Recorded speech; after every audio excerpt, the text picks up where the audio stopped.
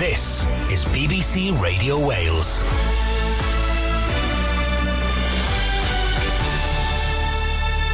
Good afternoon. Police in Swansea investigating the death of a man in his 60s have made an arrest. Dan Hurd has the details. A 38-year-old man has been arrested on suspicion of murder after a 61-year-old man was found dead in Swansea yesterday. Police were called to a property on New Orchard Street in the city centre just before 1 p.m. South Wales Police are appealing for anyone with information around the incident to come forward. Police say they're reviewing all lines of inquiry after an illegal rave near Port Talbot over the weekend. More than 1,000 people gathered at the Kenfig Industrial Estate in Margam. It started on Saturday night. Colette Humes nearby. Local people I've spoken to say they believe a massive clean-up operation is going to need to take place on the site, right at the far end of the Kenfig Hill Industrial Estate. People tell me they've seen mounds of rubbish and, most worryingly, nitrous oxide canisters or laughing gas and the balloons that people use to inhale that gas. Locals say they heard noise coming from the site, went to investigate and were greeted by hundreds of people coming from as far afield as Newcastle, Manchester and Birmingham. The Labour leader Sir Keir Starmer has said he stands by a controversial ad campaign which accused the Prime Minister of not wanting to send all child sex abusers to prison. Writing in the Daily Mail, Sir Keir said he made zero apologies for the campaign. Senior Tory MPs have called the advert appalling. Charlie Rowley's the former special advisor to Michael Gove and Theresa May. He says he thinks the move will backfire on Sir Keir. When I saw the ad, I thought it was disgraceful, actually. I thought it was a tactic that will backfire, and because I think it's a personal attack on the Prime Minister. Vodafone customers across the UK have reported their broadband internet service is down. The company said it was incredibly sorry and it's working to fix the issue. Now, York City Centre or Birkenhead Park could soon be recognised with the same status as Ponxsyllte Aqueduct, Comey Castle and the Great Barrier Reef. They're among locations being put forward by the UK government for UNESCO World Heritage status. The proposals will now be considered by the UN's Culture Organisation. And Wrexham AFC's Hollywood owners have been taking part in a ceremony at the Guildhall in Wrexham in the last few hours. Ryan Reynolds and Rob McElhenney have been given the freedom of the borough. Plaid Cymru County Councillor Carrie Harper was there to see it and filmed a bit of Rob's speech. I've been able to forge these connections between people who live all the way across the world. I firmly contend that connection of the people of Philadelphia, the people of Wrexham, I think you can find in the middle of the United States, in the middle of Saskatchewan, in Brazil, in China. I believe we're all the same. BBC Radio Wales. For an update anytime, ask your smart speaker to play BBC News for Wales. It's 3 minutes past 2.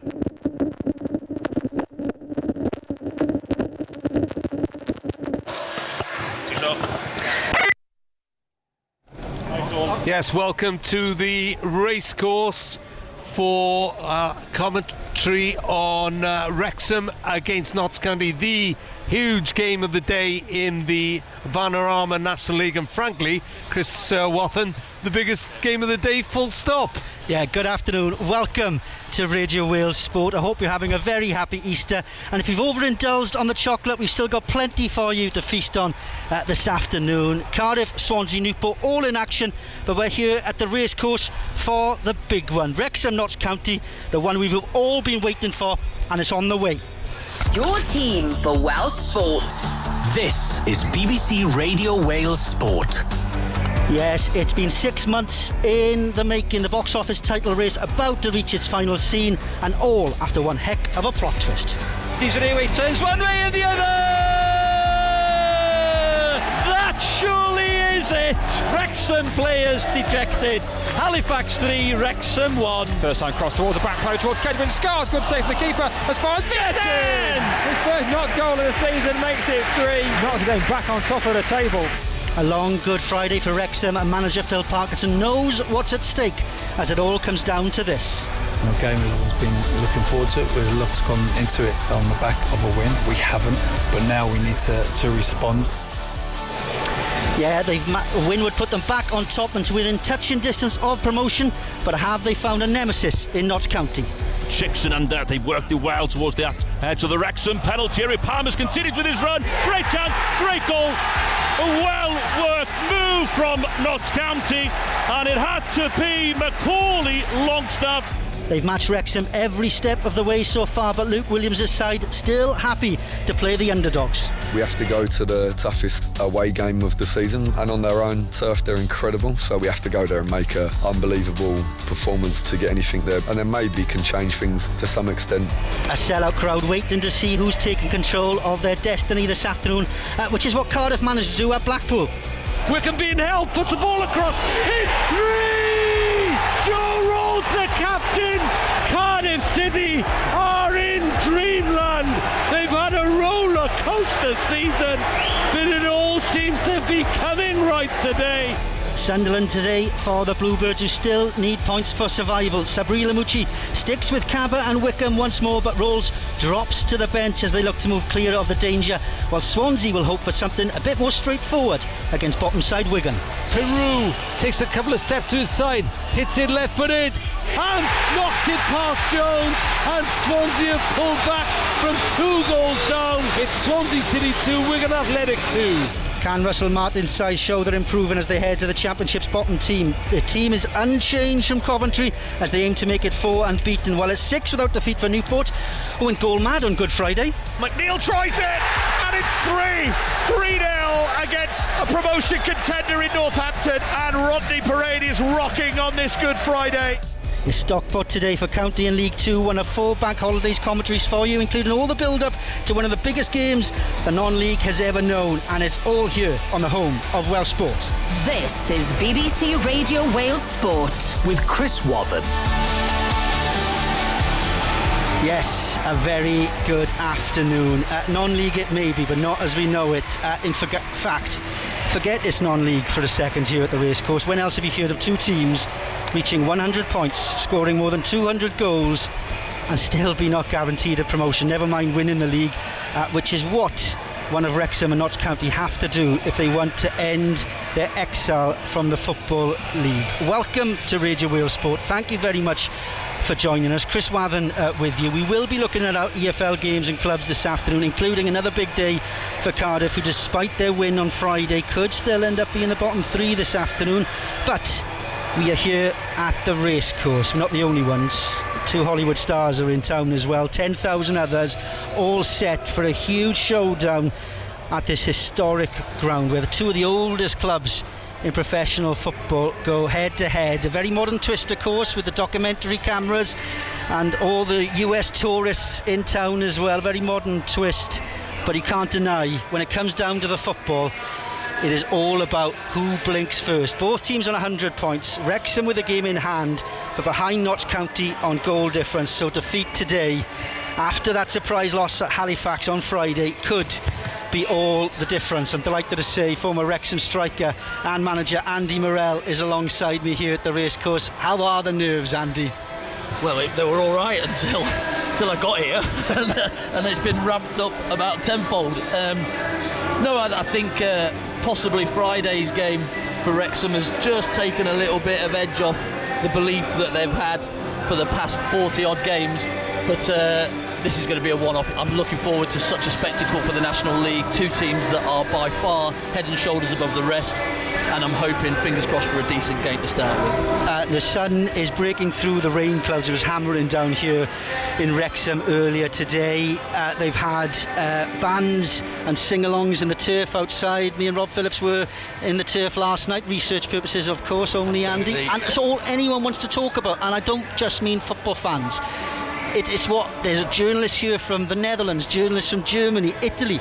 There's an argument to say not only is the biggest game non-league's ever known, it's the biggest game around today.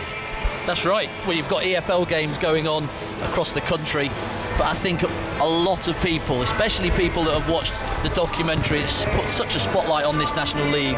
They will certainly have one eye on North Wales today, and I'm hoping that it just does itself justice, because when you get 2 enormous teams coming together and collide, sometimes it can just be a bit of a damp squid, but I'm hoping today's not going to be that. Andy Morrell can't sit still in his seat. You can tell the nerves and the excitement is building. We've got a long way to go until 3 o'clock. Wrexham, one of 4 commentary games today. We've also got EFL coverage of Newport and Cardiff and Swansea. Nathan Blake watching Cardiff's game against Sunderland today. Andy Robinson watching Swansea at Wigan. Good afternoon to you both, gentlemen. Afternoon, Christopher.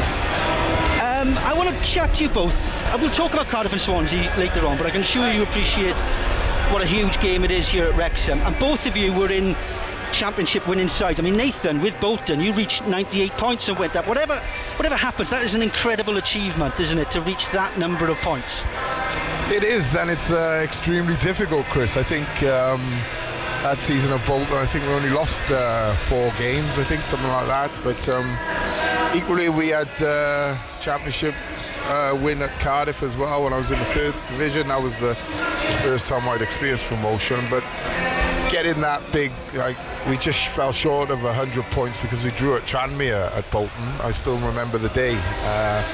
We were winning with something like a minute or 2 to go, and ended up conceding an equaliser, and it's something that's darked me ever since, because I wanted to be 100 points, 100 goals, which we achieved the goals part, but just fell short on the points. But extremely difficult to do, Chris, extremely difficult. And Andy, you were champions with Swansea in 2008. Wrexham are trying to recover from that knockback at Halifax at such a crucial time on Friday. How do champions do it? How do you just dust yourself off and go again? I think with the Wrexham, or maybe it was a knock in the right direction in terms of the result probably coming at a good time, where the players now, you don't get complacent now going into this game. That could be the effect of the loss that they had over the on the Friday. The Friday one, so the players might be, might a little kick up the backside for them, and then hopefully they can kick on today and get a result. But it's going to be one hell of a cracking atmosphere there at that ground. It is, and we'll have plenty more build-up and plenty more from Cardiff and Swansea. As I said, 4 commentaries for you today. It's high time we got the team news. Starting here at the racecourse with Rob Phillips. Live football on BBC Radio Wales Sport. Your team for Welsh sport. And Wrexham manager Phil Parkinson makes changes after that defeat at Halifax. No Jordan Tunnicliffe, we think, because of injury. So Tom O'Connor will go into the defensive line, and in comes Ollie Palmer. So the Wrexham side, Foster in goal, O'Connell, Tozer and O'Connor at the back. Cannon and Mendy the wing backs. James Jones and Elliot Lee behind Paul Mullin and Ollie Palmer. Macaulay Langstaff starts for Notts County. I'm Mark Poyser at a sun-drenched Cardiff City Stadium for the visit of Sunderland today. The Bluebirds make just the one change, trying to build on Good Friday's win at Blackpool. Joe Rawls is replaced by Shea Ojo. It means it's a front 2 yet again of Sori Kaba and Connor Wickham, who scored in this fixture 9 years ago, but that was in the red and white of Sunderland. And I'm Bryn Thomas at the DW Stadium, where Swansea City aim to inflict more misery on bottom of the table Wigan Athletic. Russell Martin, well, he makes 4 changes from the 11 that started the goalless draw at home against Coventry on Good Friday. On the bench, Harry Darling, Luke Cundle, Liam Cullen. Liam Walsh is out altogether. In come Joel Latibaudier, Jay Fulton, Joe Allen and Jamie Patterson. I'm Mark Lloyd-Williams from a drenched Edgeley Park. Stockport County host Newport County this afternoon. 3 changes from the win on Good Friday against I can't remember who played them. So Clark is out injured. Evans and Mariah Welsh are on the bench. Income, Drysdale, Bennett and McNeil. So it's a Joe Dane goal, Dimitri, Drysdale and Baker the back 3, Aaron Lewis, Scott Bennett, Aaron Wildig, Cameron Norman the midfield 4, Charlie McNeil, Callum Kavanagh and Omar Bogle are the front 3. No changes for Stockport after their win down in Sutton on Good Friday. BBC Radio Wales Sport. Oh, there's your team news, you're up to date. Newport beat Northampton, by the way. Mark Lloyd-Williams, we've all been there, don't you worry about it. 4 football commentaries coming up at 3 o'clock. Details on how to listen to come. We'll hear from Wrexham boss Phil Parkinson before kick-off as well. Just want to bring up the date with the latest in the Championship, though. Big game concerning Cardiff. Huddersfield's resurgent under Neil Warnock continuing. They're looking for 4 wins in a row. They started the day below Cardiff on goal difference, 1 clear of the bottom 3. They're currently 2-1 up against Blackburn with around 7 minutes remaining. And they're looking for a 4th win in a row, having only won 1 of their previous 13. He's doing it again, the 74-year-old. You wouldn't put anything past him, would you? You wouldn't put anything past anything at Wrexham these days. A glorious day amid the sunshine. 10,000 expected. Hollywood A-listers in town, but that's old news now. That's old hat. It is standard for this club. What is not standard is the number of points they've achieved. 100 points, more than they've ever managed before. It might still not be enough, because they are being matched by Notts County. They're the opponents today. I'm delighted to say that Wrexham Executive Director Humphrey Carr is alongside me here at the racecourse. Good afternoon, Humphrey. Good afternoon, Chris. Very well. How are you? I'm great. But I haven't got any skin in the game, as they say. I want Wrexham to do well, but I am not sat here as a fan. I'm not sat here as a board member, so I'm sat rather comfortably. Just take a look at Andy Morrell. You can tell that it's not the case for everyone here. Andy is shifting around, so someone has poured ants in his pants. Yes, fidgety, I think.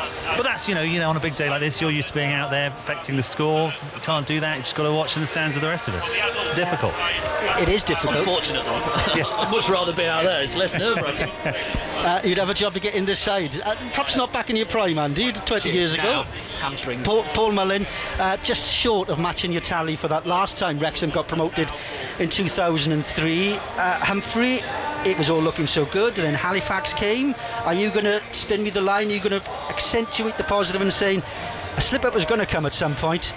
It's out of the way, they're going to respond. Oh, it's very good of you, Chris, to say that for me. It's very helpful, saves me the time. I mean, yeah, listen, it was a very disappointing result for us on Friday, but in a way we feel fortunate because we got such a short turnaround in which to get things back on track, and it couldn't come against a more imposing opponent and a more a worthy opponent, and one that, ultimately this is a classic 6-pointer, isn't it? So, for us, we're glad we just don't have to wait a week and stew on it and worry about this, that and the other, and, it may have been a kick in the pants at the right time. We'll see.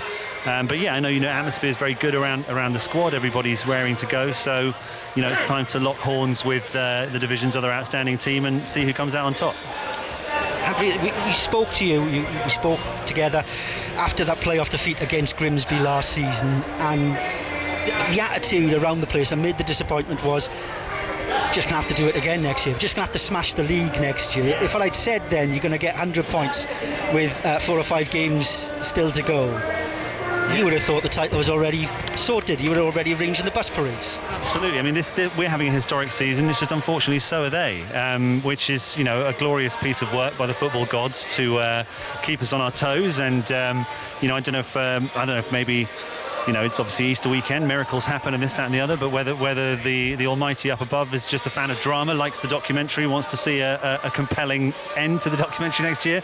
But yeah, we couldn't ask for much more from our guys, and neither could they. And ultimately, it's brilliant for the league. It's brilliant for the profile of the team in the league. And I know, there's going to be people watching from all around the world and checking the score, listening into your commentary. So, we'd absolutely snatch your hand off for 100 points with 5 games left.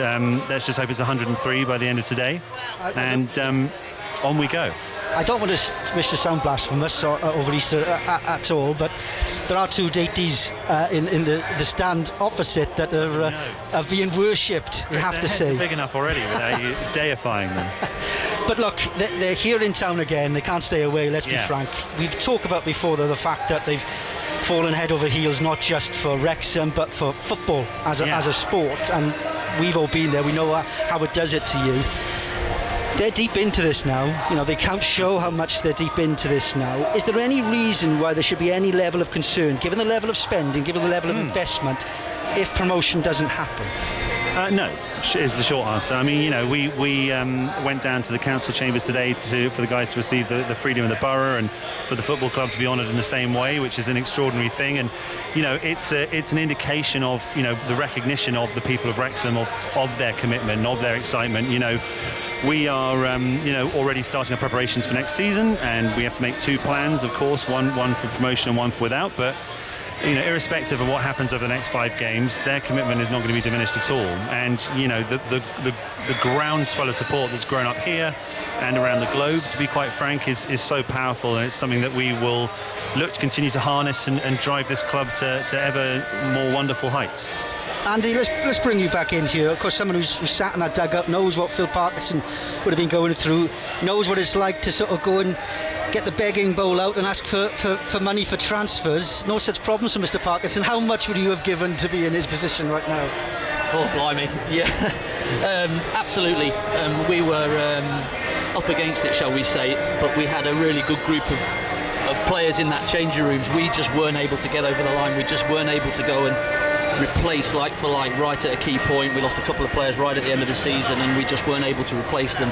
It's a completely different story. You know, you lose Hayden, who's a massive player for Wrexham, and in comes O'Connell out of League One. It's a different stratosphere that the manager's got, but you've still got to put those players together in a team that wins football matches, and he is very selective in the ones that he brings in, because he has to be right for your changing room as well as out on the pitch. And I remember speaking to you right at the very start of all this, and you were saying, look, it's not going to be about signing Gareth Bale or trying to persuade him to come out of retirement. It's not going to be about shirt sales, although 24,000 sold this year suggests it's not too bad. It's about the infrastructure. It's about making it almost impossible not to go up. And is that what's happened to you now? Is it not? It does help that you've signed some top quality players. By any stretch of the imagination, but again, I feel like the progress that we've made on and off the pitch, we're really, really happy with, and that's evidenced by, again, an occasion like today, where we go into this game with 100 points, and we scored 100 and whatever it is goals, and as I said, irrespective of what happens over the next 5 games, that growth will continue. That expansion of the footprint of the football club. We're adding more staff. We are, we're working on building a 5,500 seat stand away to my right here. We are, looking at a training facility. We're looking at a community hub. We're doing all these things that are designed to create a sustainable football club long term, that it can be the pride of North Wales. And Wrexham has always been, in the heart of North Walian football, and we want to just increase our share of that heart, if you will. Let's hope Deadpool 3 is a success and they keep on commissioning Philadelphia. It might be an expensive business. No bad thing. No bad thing. Look, finally, Humphrey, we've established that Andy's a little bit jittery, a little bit nervous. You're always cool as a cucumber. Are you going to give us a prediction? Because let's be fair, a point is okay for Wrexham with the game in hand. Bad, but we're going out to win today. I mean, listen, if we play to our best, then we've shown time and again this season that we can take on anyone, really. With the Sheffield United game here, Coventry away, Sheffield United away up until the very last few seconds. So, I know the guys are smarting from Friday. They want to get some revenge, not really on football in general, I suppose. There's nothing we could do to Halifax today, but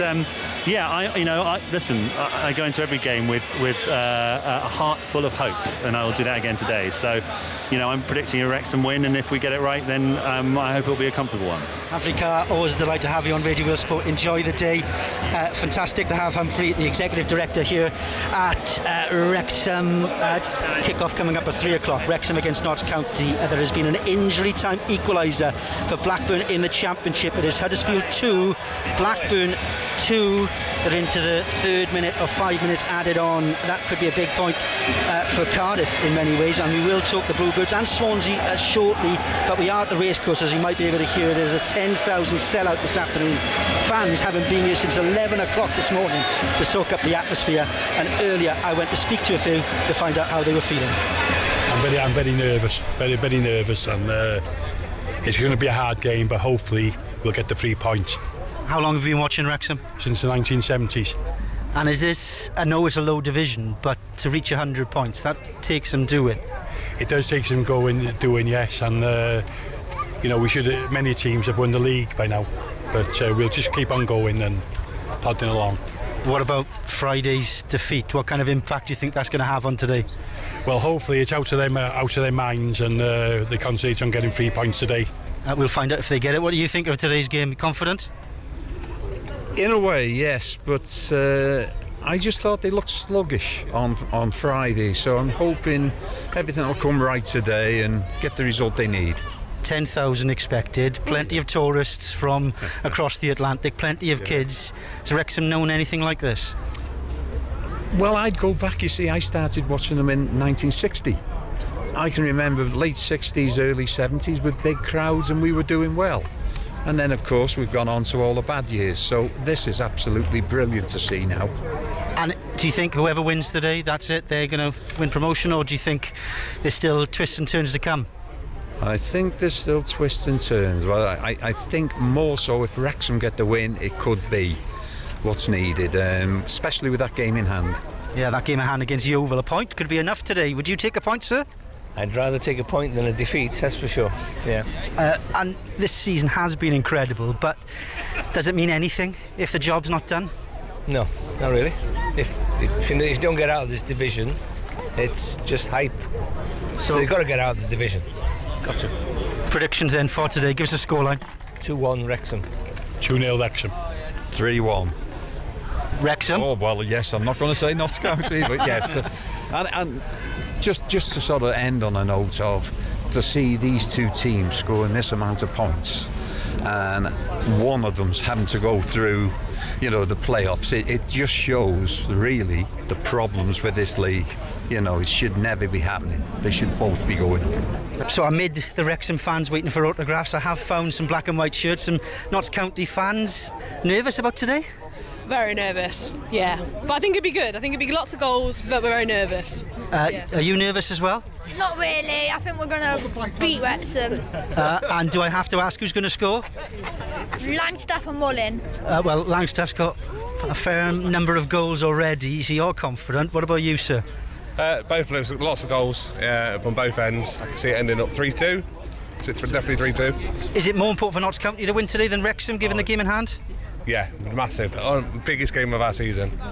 And if it doesn't happen today, do you think that's it? Do you think it's Wrexham's? No. They lost against Halifax. There we go. The pretty blunt verdict of the Notts County fans. Around 1,000 of them away to our right here at the racecourse as the sun continues to shine. Andy Morrell, Notts County are confident. Yeah, and there's no reason why they shouldn't be. Their record, they've only lost 2 games in the season, so why shouldn't you be confident? They will have been looking forward to this game as much as the Wrexham fans and the Wrexham players, because you want to pit your wits against the best, you want to show how good you are, and they've got an opportunity to do that. Wrexham's home form is ridiculous, do you know what I mean? One draw and the rest is wins is simply incredible.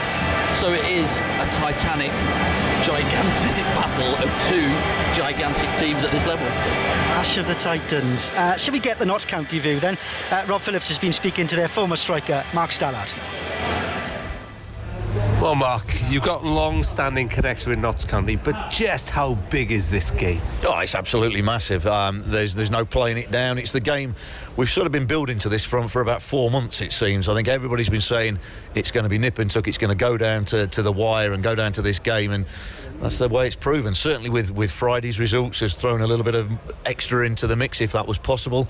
And even since then, it's all anybody's talking about it. People have asked me questions about this game. I've got no connection with either club, but it's such a big game, massive, brilliant for the National League, brilliant for this level of football, and brilliant for both clubs, because both clubs deserve this sort of attention for what they've done this season. It's been a fantastic performance by both teams. Some of us smiled when the Notts County manager weeks ago said the title race is over, it's gone. But it seems to have worked. That psychology seems to have worked with his team. Well, I mean, whether it's the psychology's worked, it's just how things go. Maybe it's preordained, you don't know, do you? So when we played you back at Meadow Lane, it was a fantastic game, could have gone either way. And you just felt that these are the 2 standout teams at this level, head and shoulders above, the rest, if you like. And with a game 4 games or 5 games from the end of the season, you knew what was going to be riding on it. So it's absolutely mouth-watering. Can't wait till kick-off. I'm sure everybody's going to be the same. There'll be a cracking atmosphere in here, and hey, may the best team win.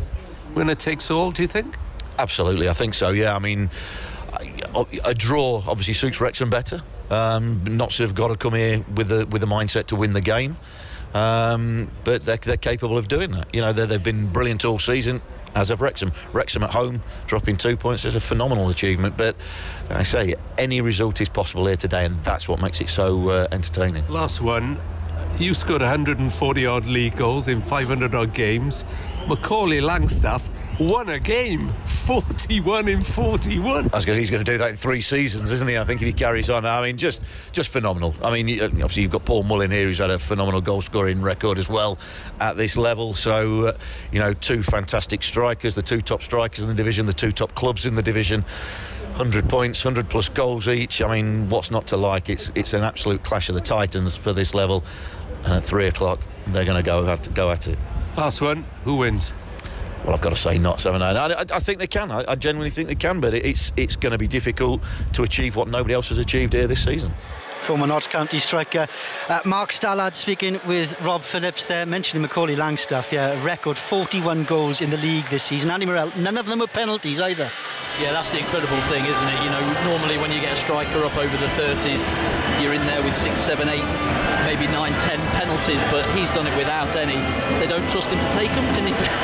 Can you believe that? But it's an incredible statistic. He deserves the record in the league, and I'm looking forward to seeing him play today.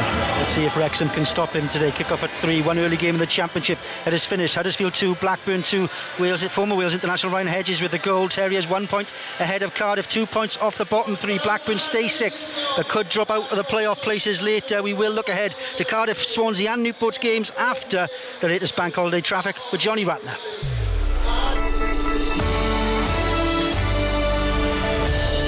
Chris, good afternoon. Thank you very much indeed. Big problems do continue for the A470 this afternoon. Both sides of the road remains closed along the stretch between Llanrwst and the junction with the A5 at Beddiscoed. It's at the scene of an accident. All of the surrounding routes, from what I can see on the speed sensors, looking absolutely solid. Now, if you're heading towards Chester on the A55, still very busy in patches from St Asaph all the way on towards the A494 at the Ulo Loop. Now, meanwhile, it's still looking congested for the A494 if you're heading northeast away from Bethel towards Druid this afternoon. A40 absolutely solid as you head east towards the Pensarn roundabout just south of Carmarthen as you head past Johnstown, the back end of that queue, halfway back to the St Clair's roundabout from what I can see on the sensors. A48 east towards the Crosshounds roundabout, slow, and down towards the Pont Abraham interchange at the bottom end of the M4. Once you get onto the motorway, sluggish in patches as you head east from 29 to 26. Heading away from Cardiff towards Newport, towards the Bryn Glass tunnels, and then it slows down heading into England, coming off the Prince of Wales Bridge towards the M5, not being helped by that earlier collision, of course, near the junction.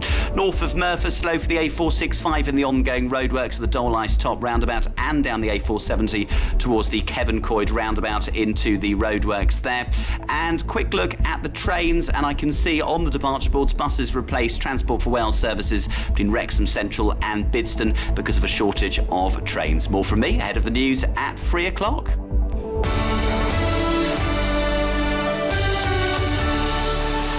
Your team for Welsh sport. This is BBC Radio Wales Sport. Welcome back to Radio Wales Sport. Thanks for joining us on this Easter Monday. We've still got loads more to come as you look ahead to this huge afternoon at the racecourse where 2 record breakers go head to head. Wrexham, Notts County coming up, as well as commentaries of Cardiff, Swansea and Newport, and we look ahead to those and bring you up to date with the latest elsewhere as we count down to kick off at 3. This is BBC Radio Wales Sport with Chris Wathen. Yes, a very good afternoon. If you're just joining us, don't forget you can take us wherever you go today on BBC Sounds. I just want to remind you though, no Cymru Premier games today, by the way. No rugby either after the European action. No County Championship. Glamorgan draw in their opening game with Gloucestershire yesterday, so it is all about the football this afternoon, including another big day in the Championship.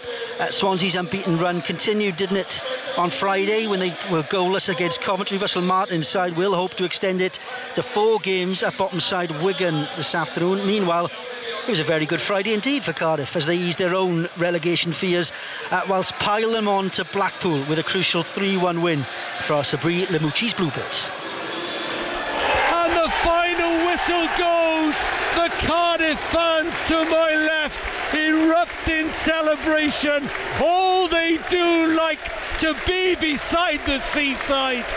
Cardiff have picked up a significant win here against relegation rivals. Massive result to come here in our situation and to win in this way against a team behind us, especially after the last derby, the scenario, the finish, cruel. We scored 3 goals. We were so clinical in the first half. To be honest, I'm so happy for the massive result. About the performance, not so happy. Wickham being held, puts the ball across, hit 3! Joe Rolls, the captain. Cardiff City are in dreamland. They've had a roller coaster season, but it all seems to be coming right today. It will be tough months, but it will be tough not only for Cardiff, but for all teams, because to play 7 or 8 games in 1 month is just wow. But we are short in the numbers, but about the quality and the attitude, the mentality, I love to see my player fighting like that, with this character, this determination, because we need absolutely that. And it is a share of the spoils, a game that probably neither team deserved to win, a game that neither team deserved to lose. We could have won the game for sure, had some brilliant chances, played with real confidence and really good display. I think today we showed how close we are to being a really good team at the level, and I'm pleased with another clean sheet, which is 2 in 3, 7 points from 3 games. So to do that after the tough period we have, I'm really proud of the players. Peru takes a couple of steps to his side, hits it left-footed and knocks it past Jones, and Swansea have pulled back from 2 goals down. It's Swansea City 2, Wigan Athletic 2. They'll be fighting, and I know Sean has a character after playing with him, so it's going to be a tough game. But we have to approach it with the same intensity we have done the last 3 or 4, the same courage to try and be the team we want to be, and we have a really good chance to maintain and build on the momentum we have, and to try and get 4 points from 2 games over this weekend, which is notoriously difficult and throws up some weird and wonderful results. So yeah, we have to keep going now, and that's the challenge for us. If we're going to be a good team, you need to produce it consistently, and something we haven't done well enough this season, so we need to try and build some now. Swansea City manager Russell Martin, before that Cardiff City boss Sabri Lamouchi, both speaking after positive results on Good Friday, should we say. Should we start with Nathan Blake, who's at Cardiff City Stadium for their game against Sunderland this afternoon. Nathan, a cracking win against Blackpool has spelt the end for Mick McCarthy there, and probably spells the end of Blackpool's time in the Championship. Hasn't done a lot to the table though. They're still in this dogfight, Cardiff. Yeah, all the way to the end of the season, I think, Chris. Honestly, I think I've said for months, I think the Huddersfield game on the penultimate game of the season will be the decider for Cardiff City. As much as they've picked up points and wins over the last 5 or 6 games, and they are playing better. It's not great still. I mean, a lot was said at Blackpool. They could have been 3 down and what have you, but ended up 3 goals to the good, and then didn't dominate the second half, got dominated. But you would expect that of a team who are near the bottom, have been near the bottom for an awful long time. So it was a great win, great confidence booster. But what they've got to do, Chris, is they've got to approach every game the same. They've got to go and get 3 points, whether it's home or away. Or that's the mentality they've got to go into these games with. And I think coming off the back of Blackpool, I think should give them a lot of confidence. But make no bones about it, this Sunderland team, they're a decent outfit, and they're only 6 or 7 points off playoffs themselves, so it's not out of the question that they could end the season with a bonus of getting to the playoffs. So big game today, and some big performances needed. Yeah, especially when you consider, Nathan, that 4 of the final 6 games after this are away, starting with Sheffield United next Saturday. The room for error isn't really there, so you can understand why Sabri Lamouchi was delighted with the result, but he knows he needs more. He needs, as you said, consistency, performances. Yeah, and they need to play better football. It's as simple as that, Chris. I think they've had some in and out performances where you see them play well for 20 minutes there or 10 minutes there in each half, but they need consistency. But it's difficult to be critical of the players when the consistency or the lack of consistency runs throughout the club, from top to bottom. So it's understandable in a way, but it's the players that are the ones on the pitch who have to go and perform under the different management systems and what have you. I don't think that helps. You know, hiring and firing. Managers are on their third manager this season.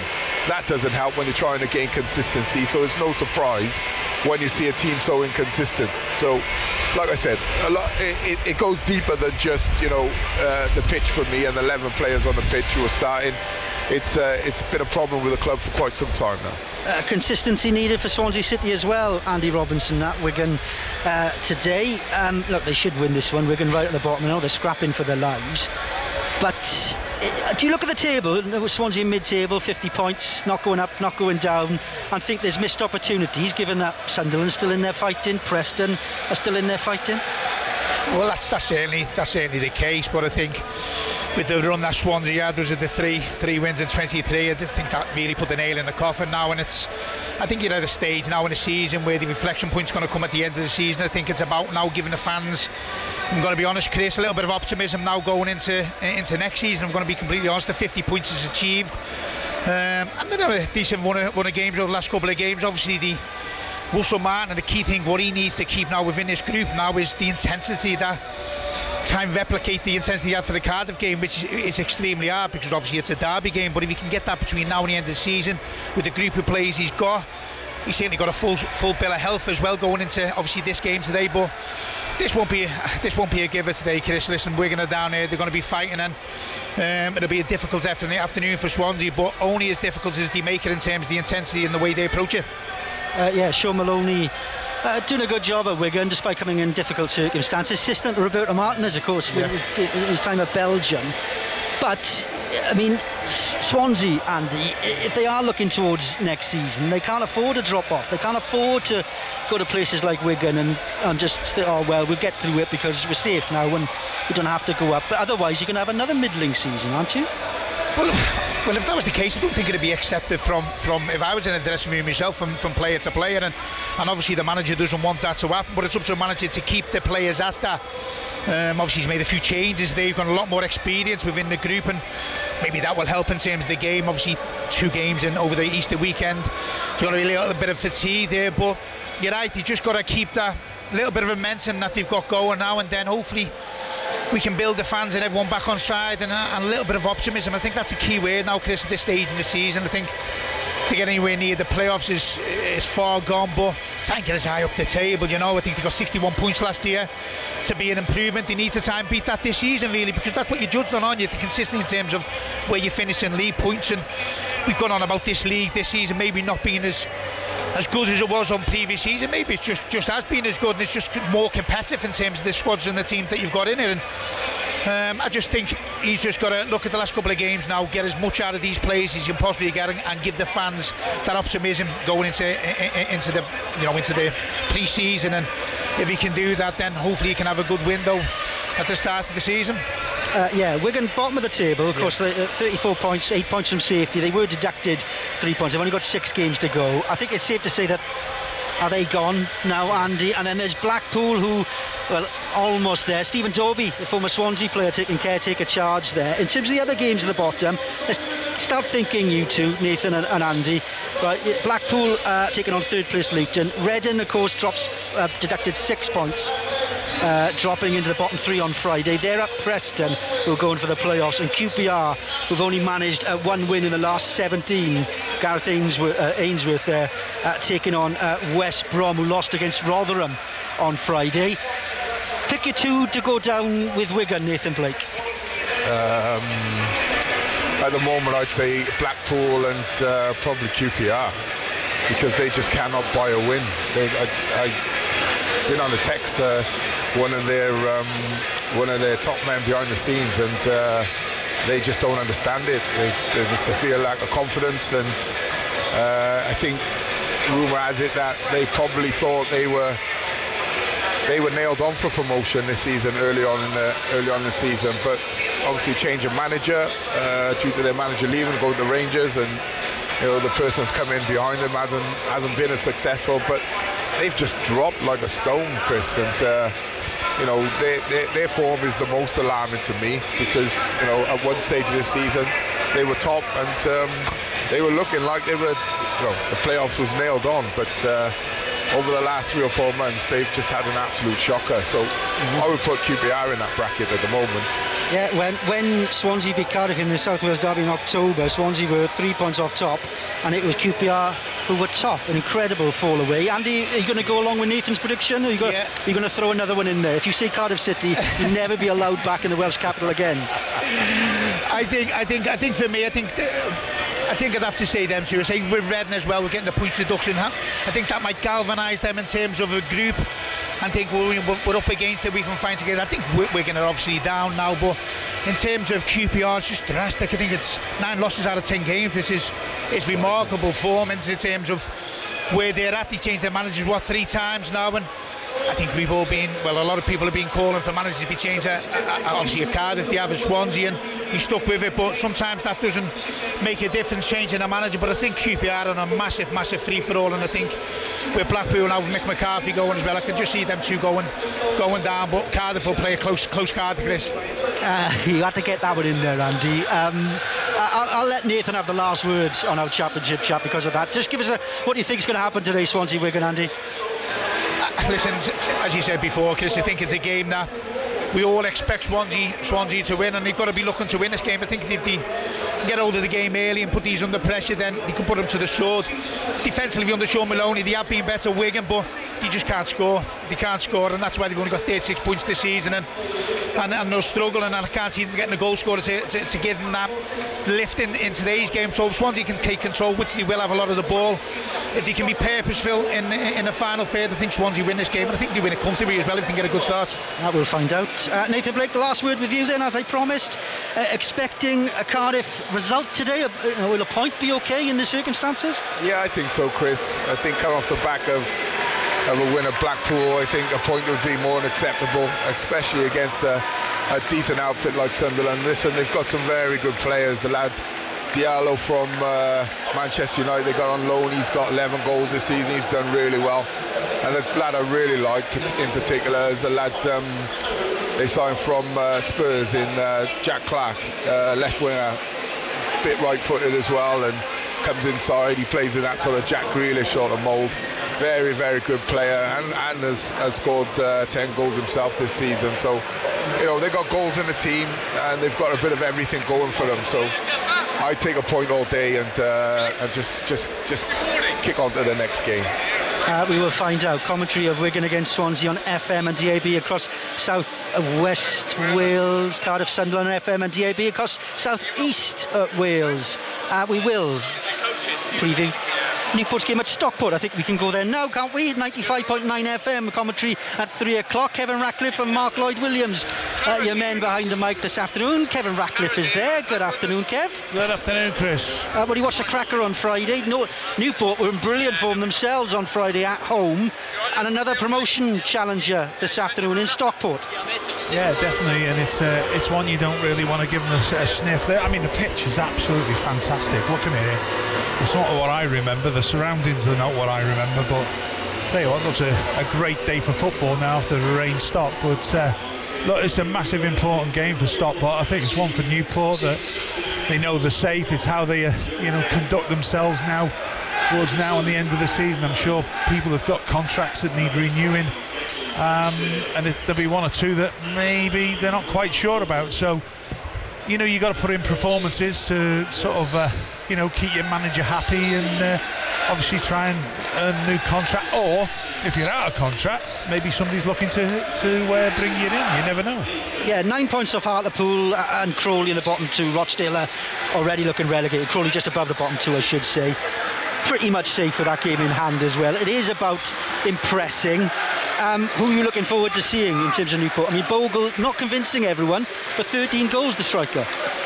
Well, Bogle, but McNeil as well on loan from Manchester United, and he's one that scored a cracker at Friday, and you're just looking to see what he's got about him.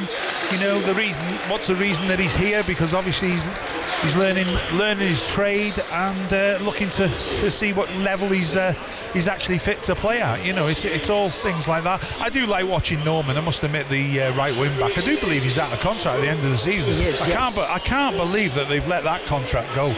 And expire really, as well as the centre back. Is it Varquez? He's out of contract as well. Larson, yeah, he's out of contract as well. You know, two of your better players that you think at this level, you know, they'd be good in any side. So yeah, it's one or two players. Kavanagh, though, and I watched him up at Barrow when he come on, and he seemed to ignite the place. And yeah, he's one that I want to see that if he's improved since he's been at the club. So there's one or two there. Wild Dig in midfield as well, and Lewis, the left wing back. You know, there's quality coming in from that left hand side, so hopefully they'll put in a good show this afternoon, Newport. You're going to have eyes everywhere, Kevin. It looks like. Good job. We've got Mark Lloyd-Williams with you, of course, former Stockport striker, Juice, and a side that have done so well since promoted last year. The club has been through the doldrums, but now looking a challenger to get into League One. Yeah, the fifth. You know, I think they're only 2 points behind Carlisle, who are third, and I know they played a game extra, but it's, you know, them Stevenage who are above them and Orange who are running away with the league at the top. But yeah, it's not a shock. You know, you come up from the National League and, you know, expect Wrexham or Notts County, whoever wins that league next season, to, you know, to fly through League 2 into League 1. And I think Stockport are aiming to do that again this season. A number of clubs would do it because you're on a momentum. You know, you get good support. The season ticket sales go through the roof, and you know that carries you on. But you know, it'll be a tough test today, you know, for Graham Coughlin. But they said that on Friday as well, and they you know, wiped the floor with Northampton, who were second. Yes, they did indeed. Let's see if they can do it again today. 95.9 FM in the Newport area for commentary of Stockport, Newport. Stockport looking to get to League One, having been in the National League with Wrexham last year. It can happen, can it, Andy Morale? And as the fans absolutely pack out this ground and the noise levels go up, the teams haven't made their way off into the change room. You're at the point now, as we sit and stand now, where anything is possible, Andy. The future is there to be written. Absolutely. It is time to stand up and be counted. You've done so well in the season so far, but this is crunch time. It's nail biting. It's the time when you have to stand up and push forward and hopefully take that team just over the edge and into that promised land of the Football League. And our football correspondent Rob Phillips is alongside us, ready for commentary. Rob, you've been to this ground many times. You've covered Wrexham for many years. Days like these are special, but only if that side make it happen, isn't it? Yeah, absolutely. And the more we've been here the last day or so, you tend to get the nerves, don't you? You understand it, and but there's a nervy expectation. That's how I describe it around the racecourse today. We are not long to go as the song acclaiming Ryan Reynolds, Rob McElhenney strikes up. This is Radio Wales Sport. We are close to kick-off. It is coming up to 8 minutes to 3, and these are your headlines so far. Your team for Welsh sport. This is BBC Radio Wales Sport. Here's Tyler Morton. Sends in the cross. Header down. Saved. Hedges scores. Blackburn equalise. Right on full time. Huddersfield 2, Rovers 2. Yeah, drama in the early kick-off. Wales international Ryan Hedges ending Huddersfield's winning run, but here's another point for Neil Warnock's side. They move one clear of Cardiff, but the Bluebirds can jump back above them later, while Blackburn could be out of the playoff places by 5. This is BBC Radio Wales Sport with Chris Wathen. Yeah, welcome back if you're just joining us. What an afternoon we have got for you. Wrexham against Notts County, almost getting underway. Let's hear from the Wrexham manager, Phil Parkinson. Well, Phil, the big day is finally here.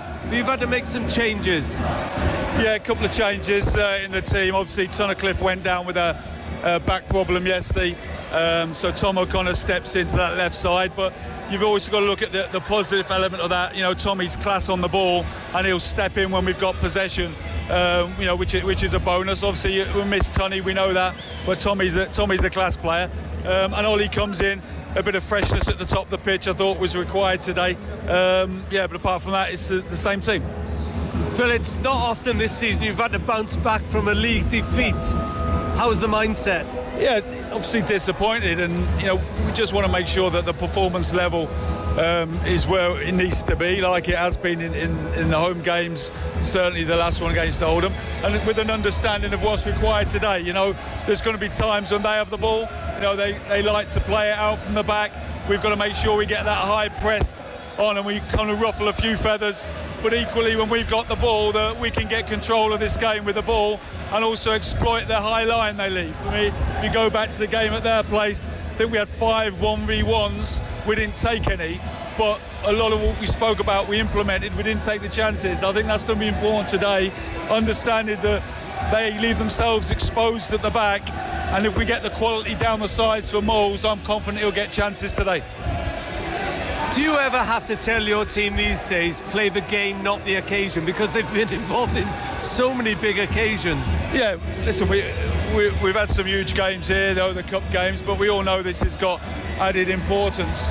And it's just a case of, like I've just said, you know, going through what we need to do today and implementing it well, and using the atmosphere to inspire us to run that little bit harder, to tackle that little bit stronger, but make sure we've got cool heads and we know the way about the strategy we need to implement today. Last one for me. Given you've got a game in hand, if I offered you a draw now, would you take it? I think in every game we've played, we've go to win it, and I think there's been that kind of motto for this group of players, and I feel we're always better when we're in that mindset. So yeah, we're going to win it. That's simple as that. I knew you'd say that. Cheers. Thank you. The Wrexham manager, Phil Parkinson there, speaking to Rob Phillips, just 5 minutes away from kick-off here at the racecourse. The fags are out, the fans are awaiting the sight. Andy Morrell, a special atmosphere, a special side that Phil Parkinson has created. Can they get the job done today as the National League trophy shines in front of us? Well, this is bouncing. You know, the atmosphere here, they've been here for hours already. They're in the ground well half an hour before kick-off. The noise is great. They're getting behind the team, which is exactly what they can do to help this team. Yes, they can do it. It's as simple as that. The home record proves that. But they haven't come up against a team like Notts County at home this season yet. So we will see how they get on. I just hope that they can put Friday's result behind them, really get on the front foot, give the fans something to shout about in that first 5 minutes to get them behind them. For 6 months, Wrexham and Notts County have exchanged places at the top of the National League. They've scored 200 goals. They have amassed 200 points. It has come down to this. Wrexham against Notts County is on the way as the Football League stands tantalisingly in reach, and yet right now, so far away. It is time to get on with the action. A reminder that Wigan against Swansea available on FM and DAB across southwest Wales. Cardiff against Sunderland on FM and DAB in southeast Wales. Stockport against Newport, 95.9 FM in the Newport area. Regular updates of all our games on the rest of FM and DAB digital television, 882 medium wave, and on BBC Sounds doing commentary of Wrexham against Notts County. It is all here on Radio Wales Sport, and it's game time.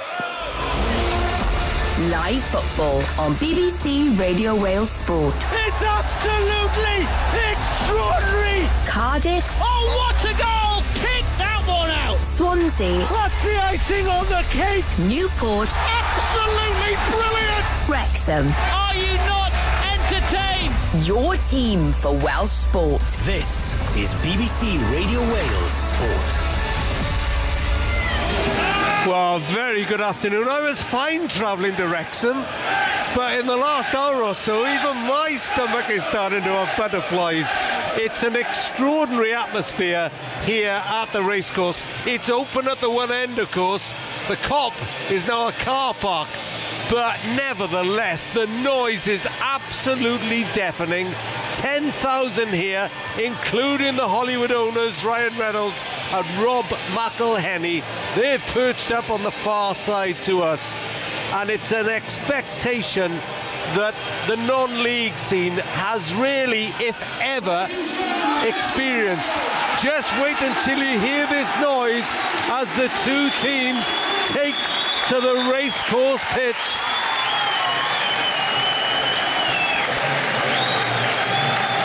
Make no mistake, it won't come any bigger than this one today, as the referee Scott Tallis leads out the two sides. They line up facing us. Wrexham have Ben Foster in goal, Crosserback, Owen O'Connell, Ben Tozer.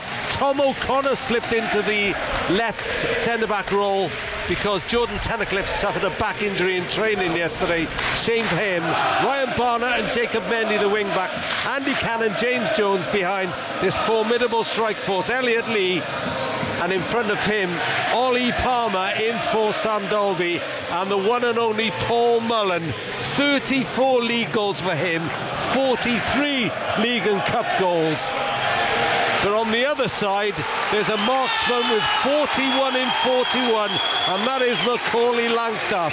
He leads a side which shows a few changes. Sam Slocum comes back into goal.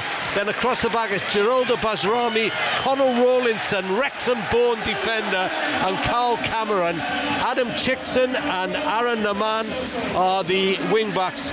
Matty Palmer and John Bostock will be behind James O'Brien.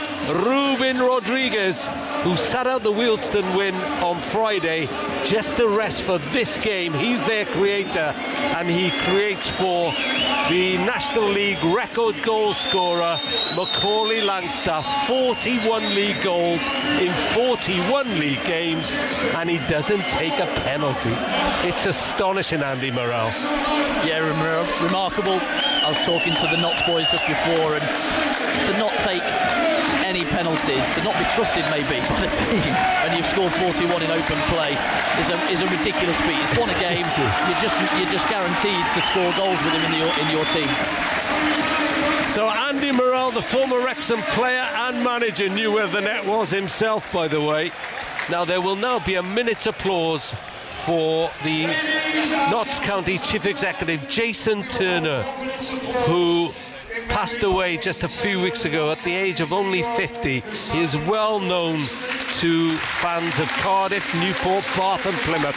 A lovely man, really affectionately remembered here at the racecourse.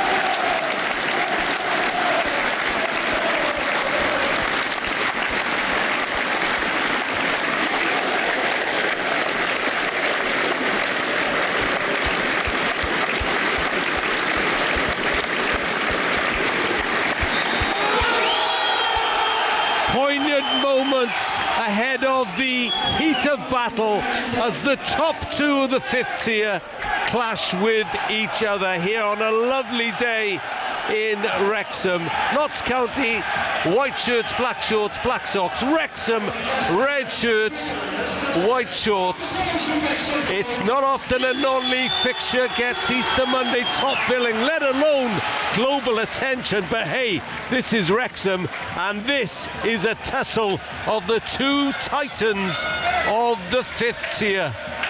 The Centurions, they've both got 100 points, go into battle for pole position as the race for automatic promotion enters the final straight, and we are underway with Notts County winning a free kick after about 4 seconds. I don't think I've seen a free kick that early, Andy Morrell. Yeah, well, it was just played forward. Normally you go back, obviously, to your centre halves and play forward, but they've played it forward into Rodriguez's path, and it's Ollie Palmer just bundled him over. Ball down the left side for Notts County, looking for Rodriguez. Barnett almost got himself in a tussle, but O'Connell is there, up to Mullen. He goes to ground, didn't take much of a nudge, but he knows how to buy a free kick. Paul Mullen, like all strikers do. Very clever. Back to Ben Foster. When he was at home on his podcast until a few weeks ago, little did he expect he'd be in the heat of this battle. Flick on by Mullen. Palmer goes to ground. Not going to be a free kick, that. And it's with Sam Slocum, the Notts County goalkeeper. But it's already been physical, hasn't it? It has. Up against each other, vying for the ball. Every ball is so crucial. Shaman Head, O'Connell wins the ball again. Attempted ball forward by Jones, doesn't get anywhere. By Lee, sorry, didn't get anywhere. Up to Palmer on halfway, and Carl Cameron stabs in a foot. He's the left side of the centre-backs. Looks like Bajrami is going to play down the middle of those centre-backs, and Wrexham-born Connell Rawlinson is on the right. Throwing down the far side. Mullen is thought he was onside. Linesman's flag goes up. What is going to be the key to this game, Andy Morrell? It's easy to say the two strikers, but it's more to it than that, isn't there? Yeah, definitely. Well, both teams are 3-5-2, if you want to call it that. And so I think you've just got to be better than the player playing your position. So if you're the left wing back for Wrexham and you're the right wing back, you've got to be better than him. Simple as that. If you can be that, then and you get 8 of your team being better than their 8, you've got a chance of winning the football match. O'Brien runs into traffic. Mendy plays the ball down this near side. There's not an empty seat in the house. I thought there was one in front of us just now, but even that's disappeared. I think it's just somebody small. Yeah. Extraordinary record of these two clubs. The first time both sides have reached 100 points in the history of the league pyramid. And Notts County are ahead only on goal difference. Header forward, Mendy waited. O'Connor playing in that left-sided centre-back position with Tunnicliffe injured. Heads the ball forward, and there's a back pass for Slocum, who's returned to the team today, having missed the last 3 games. Good header forward. Palmer is onto this. Mullen waits in the middle. Palmer, 2 yards from the byline. Into Mullen, can't control it first time. Looks to shoot. Lays on the shot. Blocked though. From Andy Cannon. Comes back out to Mendy. Mendy takes on the man. The man makes the tackle. Good tackle as well. And stays in. There was plenty of space then, Andy Morrell. What a chance. It all comes from just a simple header. We spoke about Notts County playing the high line. When the ball goes forward, they do get up, they leave people offside. But if you get your run right and your timing right, it's a really good header by Tozer back in behind. It's Palmer who makes the run. And it looks like it's just started to drizzle as well, which has made the ball just skid on a little bit further than probably Palmer wanted, because he was looking to hit it first time. Tell me as well about Tom O'Connor having to fill in for Jordan Tunnicliffe at the back. Yeah, well, I think Tunnicliffe's going to be a big miss, because I really like him as a player. I think since he's come into the team, he's made them look so much more assured. But Tom O'Connor comes in. I thought he was brilliant just before his injury, as in playing in centre of midfield. He gets on the ball, he can make a pass, he's really calm in possession. But slotting in on that left back, he has played it before, and he is really good on the ball, so it does give them a sort of a bit of a different dimension to them when they do have the ball. Yeah, a point Phil Parkinson made to me before the game, as you heard, saying looks on it as an opportunity. Oh, it's a strong challenge on O'Brien. He felt that one from Andy Cannon. It's going to be aggressive. There's plenty at stake. Ball over the top. Tozer leaves it, and Ben Foster gets his first touch with his hands.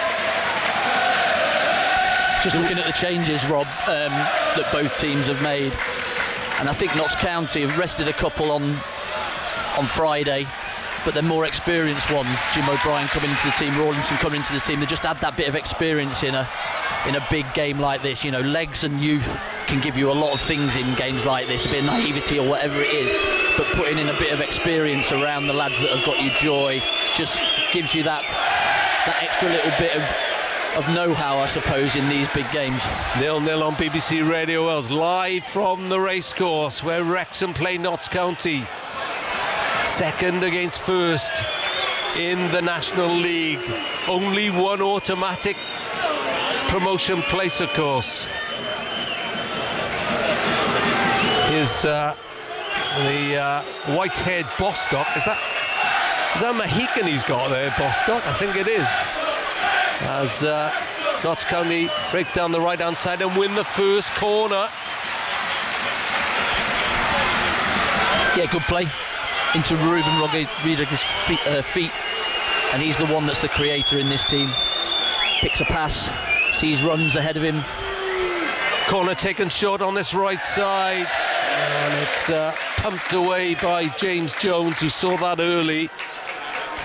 Vital for him to hold his ground in that midfield, and he was on defensive alert then. Throw into Notts County. The man tried to nick a few yards, so he's forced back by referee Tallis. Big game for him as well.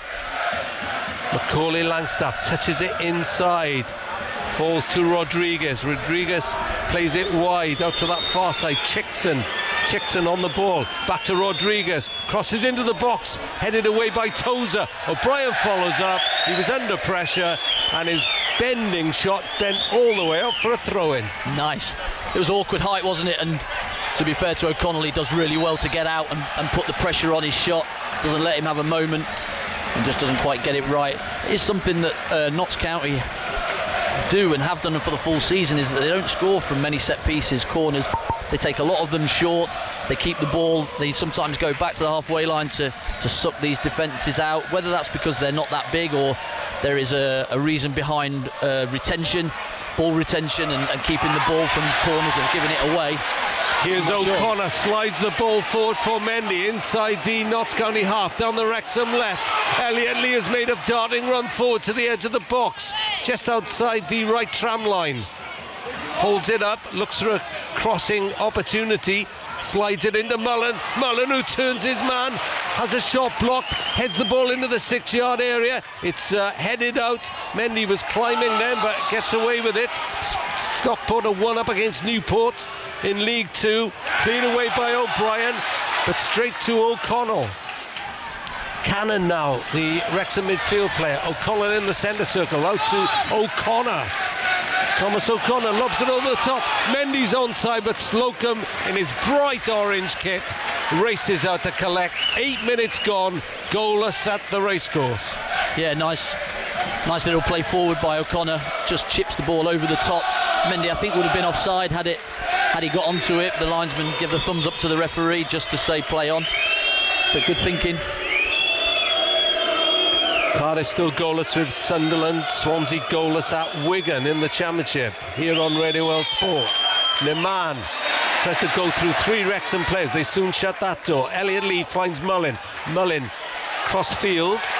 Has to go back to O'Connor. And then he looks for the runner, Palmer. The offside flag is up. Slocum comes out anyway. The ball's going to ricochet off Palmer wide, but quite a few seconds ago, the linesman on the far side had his bright yellow flag up. That was tight. It was close. Good run by Palmer. Took a step towards his own goal before he goes in, which gives the chance for the pass. And I think that's exactly what Wrexham will look for. Deeper runs, past Palmer, maybe past Mullin, into that space behind, with Notts County playing such a high line. Ollie is the shout from behind us. A really vocal crowd today, as you would expect. 1,000 have made the trip from Nottinghamshire. Remember, after this game, Wrexham have 4 left, Notts County just 3. Slocum hits it long, looks for the run of O'Brien. O'Connor gets there first, but only heads it a few yards. But it's won back by Cannon. Cannon waits for the run of Palmer, but Palmer was offside, so he didn't play through, and O'Brien scurried back to make a good defensive challenge.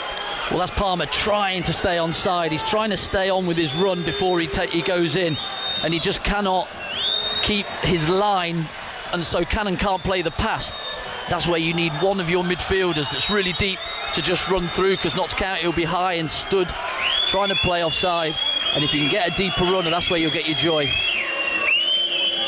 It's the team with the best home record against the side with the best away record. It could not be better poised. It's 0-0. O'Brien brings in the man running left from the right hand side.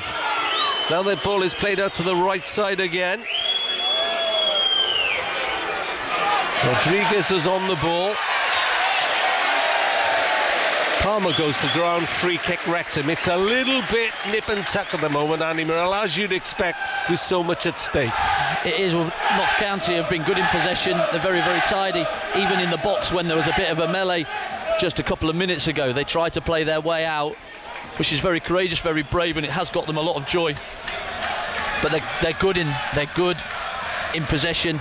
It is making sure that you close those lines so that those passes through to Langstaff, through to Rodriguez, can't be made. 40-year-old Ben Foster. Oh, Mendy left the man on the deck, but he's allowed to carry on, keeps it in on the byline, chips her into the middle. Mullen waits for it.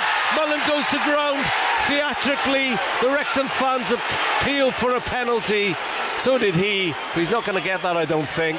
And then it's a little trip, and Mullen still digs. He hasn't heard the whistle. He has to be careful, Paul Mullen. And it's a free kick. I'll get Andy Murrell's view on that in a moment, but let's get the latest from Cardiff City. Mark Poyser. 12.5 minutes gone, 0-0. Either keeper has made any sort of save, but Sunderland having all the possession and territory. Cardiff keeping everyone apart from the front two behind the ball and frustrating the team in red and white so far, but the playoff chasing side enjoying the better of the opening 13 minutes. It's Cardiff 0, Sunderland 0. Queen's Park Rangers are 2-0 down at West Bromwich Albion. They're a side that Cardiff are looking to stay above. It's a push on Mullen, I'm told. It should have been a penalty. Radio Rod is keeping an eagle eye on the monitor by Carl Cameron. They got away with that one then, Andy Murrell. Yeah, well, looking at it from here, it's a great ball to Mendy. Mendy's onside, right down by the byline, and he manages to stand it right up at the back post.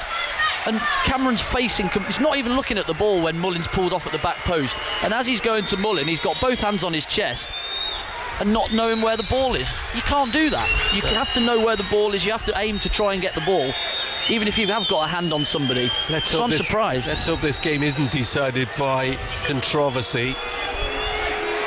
These two sides deserve better than that. Notts County on the ball again as they play the ball out right to Rodriguez. Curls in the cross. Langstaff looks for it. Foster collects.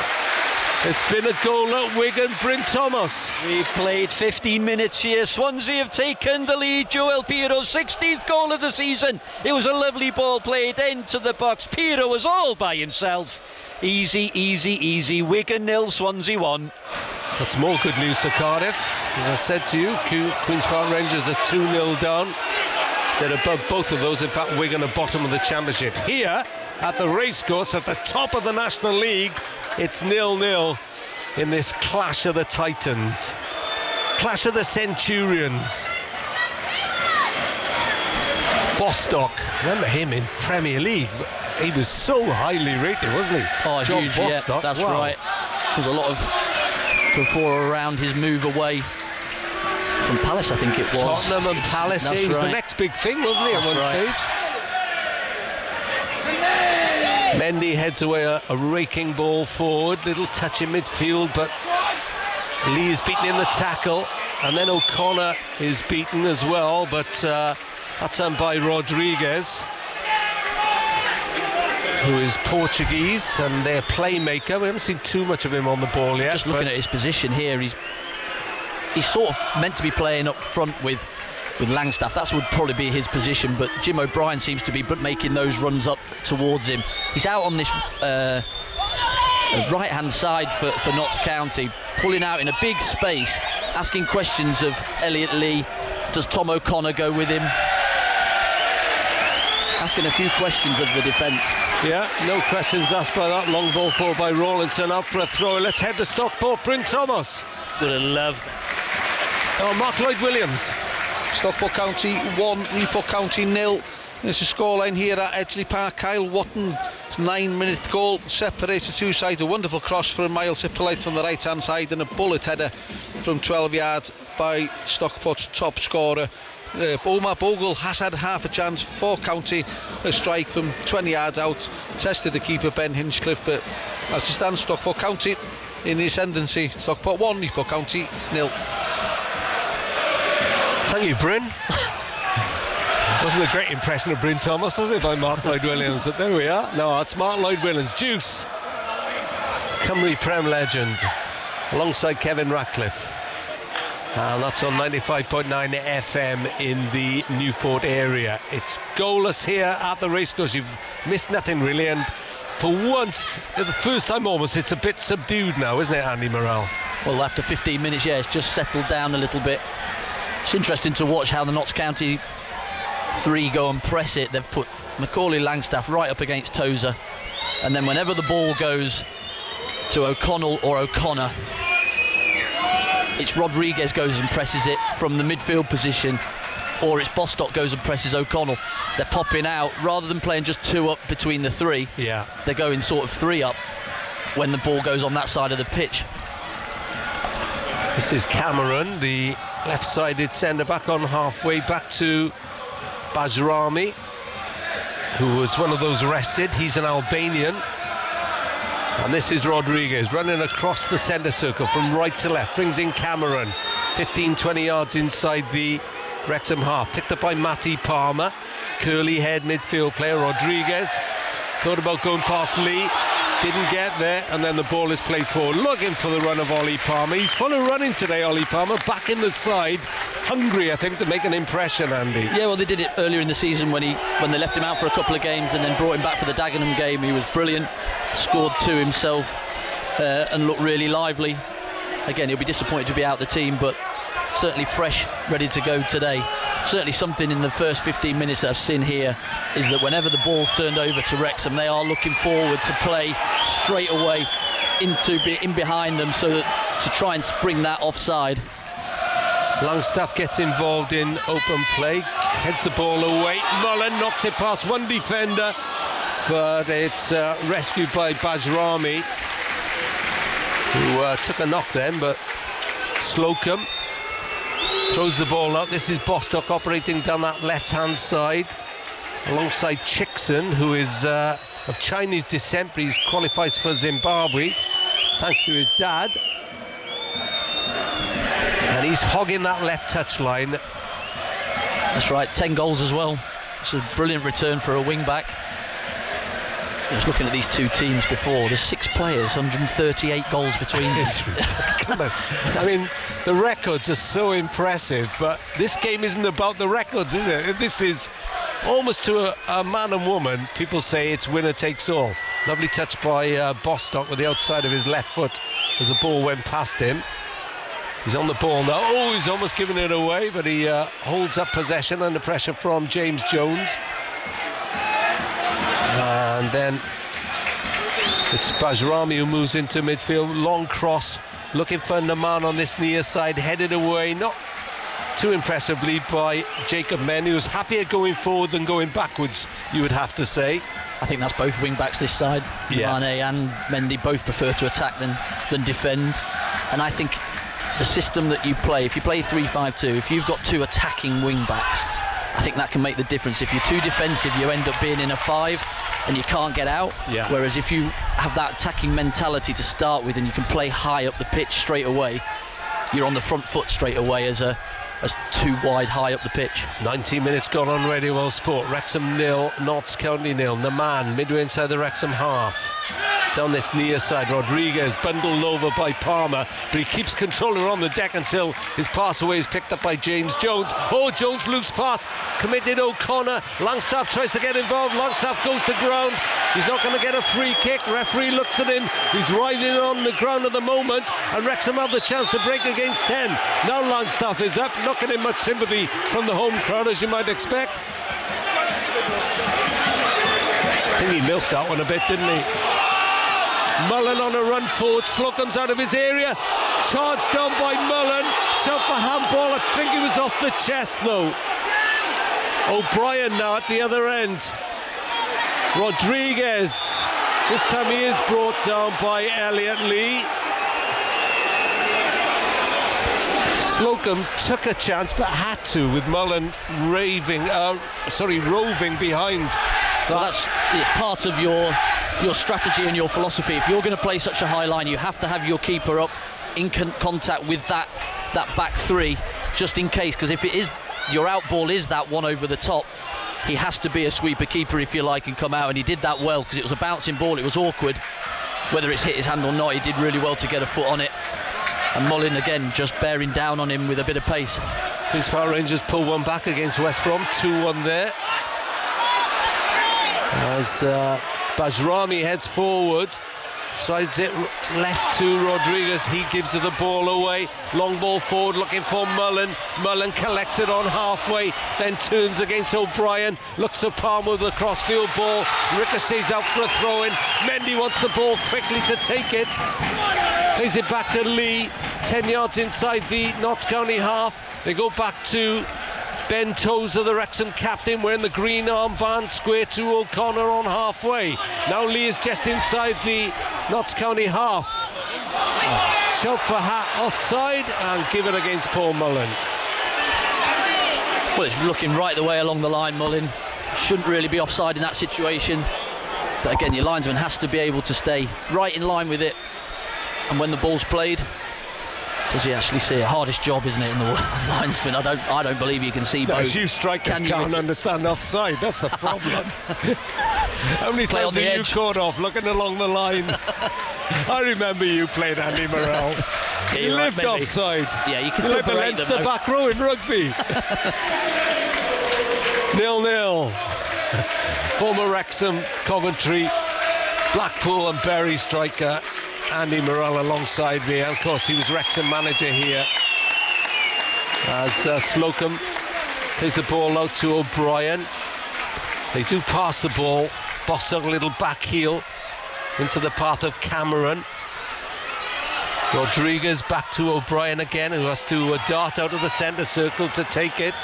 Ball forward by Palmer to Bostock, gets it back. He's about 20 yards from the corner of the Wrexham penalty here. They intend on going down the left side. Instead, they go back to Cameron, who moves forward, shadowed by Palmer. Good defensive work that by Wrexham, forcing the visitors back to halfway and forcing a slip from Geraldo Bajrami out for a throw-in. Yeah, really good press. Kept the shape well, and then once you have them going, travelling back towards their own goal, that's when you can really put the press on all the players up, take a step up, push them back, and leads to a mistake and played out of play. Tozer from the throw, thinks about going back to Foster, turns away, 0-0, 23 minutes gone. Mullin is offside again. Sorry, it's not Mullin that time. It's Ryan Barnett offside, the right wing back. Furious chance alongside me, but he's on. Yeah, you certainly need a screen. We can't be watching. It's tight again, but there's certainly a first thought in any of the centre halves, centre midfielders' mind that if they get the ball on transition or turnover, to play. Rodriguez slides the ball in behind Mendy. Naman goes for it, and Mendy does just enough. Sorry, Andy, I wonder whether Naman was going to get there then. Well, they're both rapid, aren't they? I trusted Mendy. I trusted him. But yeah, they're looking straight away, head up, and the runs of Palmer. Can you run him behind? Mullin, can you run him behind?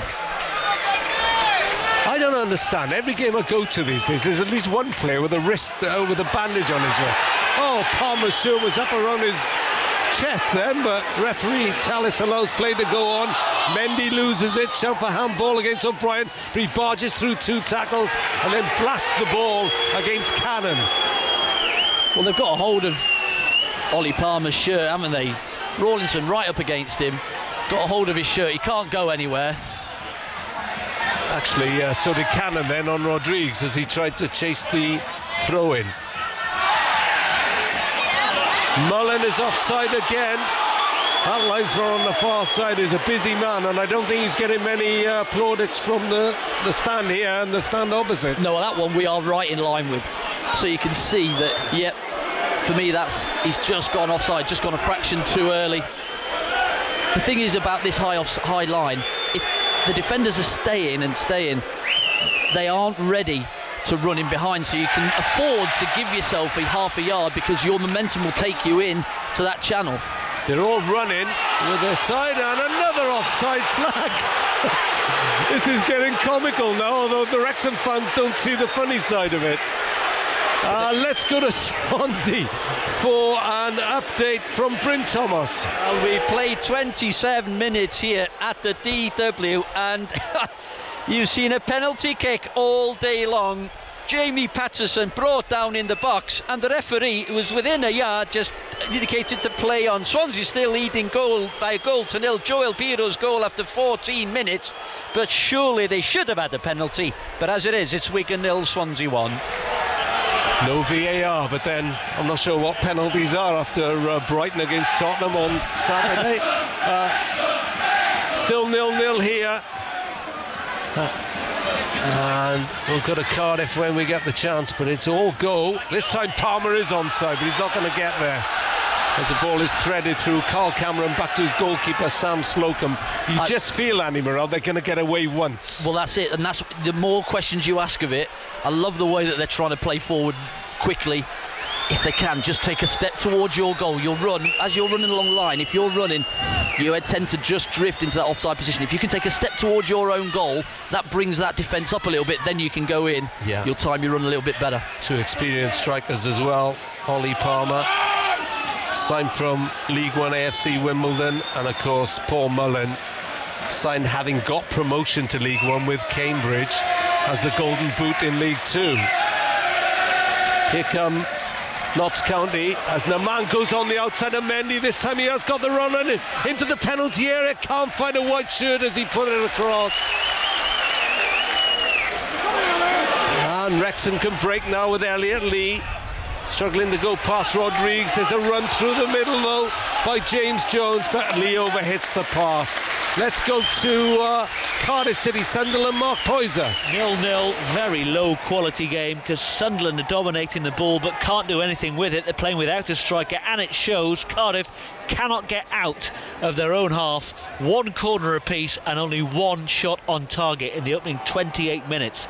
0-0. 0-0 here. I can't say we've had a shot on target really, have we, Andy? But it's just the atmosphere makes you think it's raucous and there's plenty happening.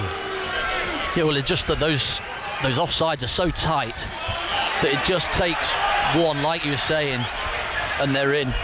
Mullin nearly nicked one, keeper got a toe on it. A couple have just run through to the keeper, just it's tight, you know, they're on that edge. Nobody wants to make a mistake, do they? They really don't, but they are taking a chance, Notts County, because some of the offsides have been really tight and could have gone either way. Yeah, high risk, high reward. Yeah, but you get your team up the pitch and you're able then to shorten up the size of the pitch to go and press for your front six. They can go and press in smaller area than being sat back and really deep.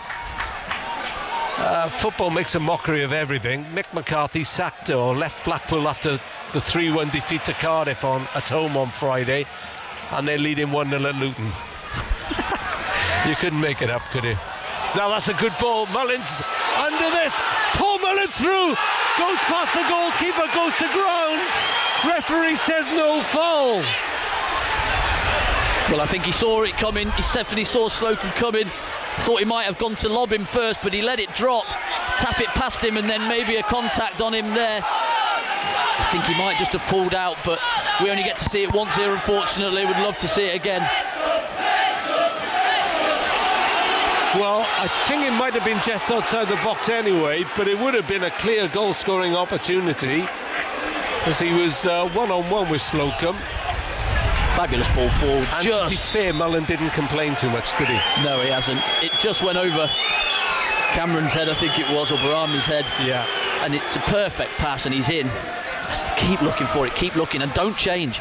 Just keep looking for it. Okay, you might not have all that possession and keep the ball and see the game, but if you can just get it, transition, play forward and score. Oh, Mullen and Rodriguez. Well, Mullen hauled Rodriguez to the ground then. WWE. It was. It really was.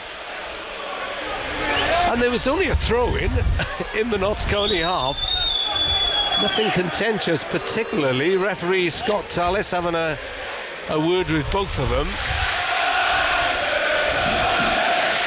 It was handbags really, but it's 0-0. We've played half an hour, and for a game where there's been very few shots on goal, there's plenty happening. Mullen is arguing with Rodriguez. Now they're both discussing it with each other. Don't think they probably agreed to differ on what happened there.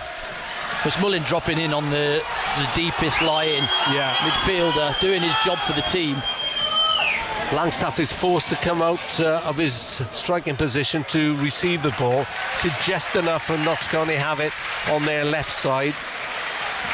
Tip forward for Palmer. It's going to be a Notts County throw down that left side by the same linesman who's getting absolutely mullered, and he seems to be making every decision, doesn't he? He's had a lot of decisions to make, though, to be fair. They're asking a lot of questions of him and this Notts County back three. The rain is coming down. It's still bright overhead. The floodlights are on, but it's strange, isn't it? It's that really wet rain. You know what I mean? It's belting down. Oh, Rodriguez goes past O'Connor then. Pulled his shirt back, pulled him down. That is the first yellow card. I don't think Tom O'Connor can have too many complaints about that. Well, because Macaulay Langstaff is playing on Tozer in the middle, and it's Bostock and Rodriguez that are just in that hole as like a 4 across with Palmer and O'Brien. Then they have to have it there. They have to make a decision. O'Connor, do I go in and mark him and leave the space behind me, or do I stay in my slot and let him get the ball to feet? It's been evident this first half that O'Connor's really gone tight to him. He's left the space in behind him because they are a playing team, and that time he just got away from him, wriggled away from him, and had to pull him back for a yellow. They play the ball short of the free kick. Now that's well, I was going to say it was a poor ball from Rawlinson, but Palmer made it a good ball, and here comes Bostock with a blonde Mohican on top of his head, and Chickson is forward down that left side. He's hardly gone back, Chickson. He's like a left winger, isn't he, rather than a left wing back. Both of them. Yeah, absolutely. Really now they move it wide to Naman, the right wing back. Rawlinson has gone forward, towering figure. Rodriguez, wide to Naman again. Mendy goes to confront him, level with the Wrexham penalty area. Back to Rodriguez again. He likes everything on his right foot, so he plays it square. Chance to shoot. Shot is pushed away from Carl Cameron, the former Newport County loan player. It was, I'm not sure it was curling in, but Ben Foster could take no chances with that 25-yarder, and it's a corner. Well, I think it took a deflection. I think his shot with his left foot has tried to bend it in that far corner. It was probably comfortable for Foster, but it's taken a deflection, took it a little bit further away from him. But he's got down well to take a touch round. Yeah, Langstaff just took a nick off his hip, I think, and a good save by Foster. Again, a short corner. Taken wide on the left short again, as you said. They played it all the way back to the midfield. Bajrami into the box. Rawlinson stayed forward, can't keep it in. Out for a goal kick. Let's head up to Wigan and find out how Swansea are doing with Bryn Thomas. We've got 10 minutes to go to the break. It's the 17th goal of the season for Joel Pirro, almost a carbon copy of the first. Lovely ball played through by Fulton, and Joel Pirro, first time from the edge of the 6-yard box. Wigan 0, Swansea 2. Yeah, I think Wigan are going down. Commentary continues on FM and DAB in the southwest. And the Cardiff game is still goalless against Sunderland. Commentary on FM and DAB in the southeast. Newport trailing 1-0 at Stockport. Commentary on 95.9 FM in the Newport area. The rest of you are all listening to Wrexham against Notts County 0-0 after 35 minutes. Andy Morrell, this one really is a nail biter, isn't it? Yeah, it's tense, isn't it? But, you know, like you said, without any or much goal-mouth action, it's been intriguing. A really good game. Both teams pulling each other around in different ways, from two completely different tactics to the game. One looking to counter-attack early on transitions, the other keeping the ball and asking a lot of questions of the defence. Good powerful run by Barnett, plays it square to Lee, wide to Mendy on the left-hand side. And Palmer's pulled away from his marker. He's got acres of space to cross from the left. Looks for Mullen in the middle. Took a deflection though. Macaulay Langstaff sends Naman away. And it's Naman. He's got an awful lot to do, but he's got pace. He's still going. Mendy tracked him, and then he almost fell over the ball. So Bostock gives it back to him. They exchange passes in midfield. Now Wrexham have got plenty of red shirts back as Palmer moves left into Bostock. More central, just in front of the centre circle. Palmer wide on the left side to Chickson. Exchanges passes with the Zimbabwean. Now Cameron joins in, the centre back. They're not afraid to move players forward, are they? Rawlinson went charging forward just now. Well, that's right. I think O'Brien drops in, can afford the 2 then. If it's 2v1 at the back, very comfortable in just getting players forward. And if they do break that line, then they've got overloads in all different departments. 0-0. Ball chipped forward to the Wrexham penalty area. Oh, Foster Kane didn't get there. Rodriguez got a nod on. And I don't know what Ben Foster was doing scurrying out there, and I really don't. O'Connor was under it, and he's left on the deck. Not sure whether Ben Foster took out his own player then. Yeah, I think he did. I don't think there was any need for him to get involved in it. Very comfortable already. Rodriguez making the run in behind O'Connor. I said that O'Connor was the one that came out to engage Rodriguez when the ball comes to feet. They're both engaged as they're going back, and they're comfortable. Tozer or O'Connor can head it away, but Foster decides it's his ball to get involved with. He doesn't need to, and sort of gets away with it because it's Rodriguez who gets the touch on it, just can't guide it into the net. The clock says 36:40 above Ben Foster, who's just taken this goal kick, looking for Palmer. The experienced James O'Brien, no, not the broadcaster, he heads it out for a throw-in.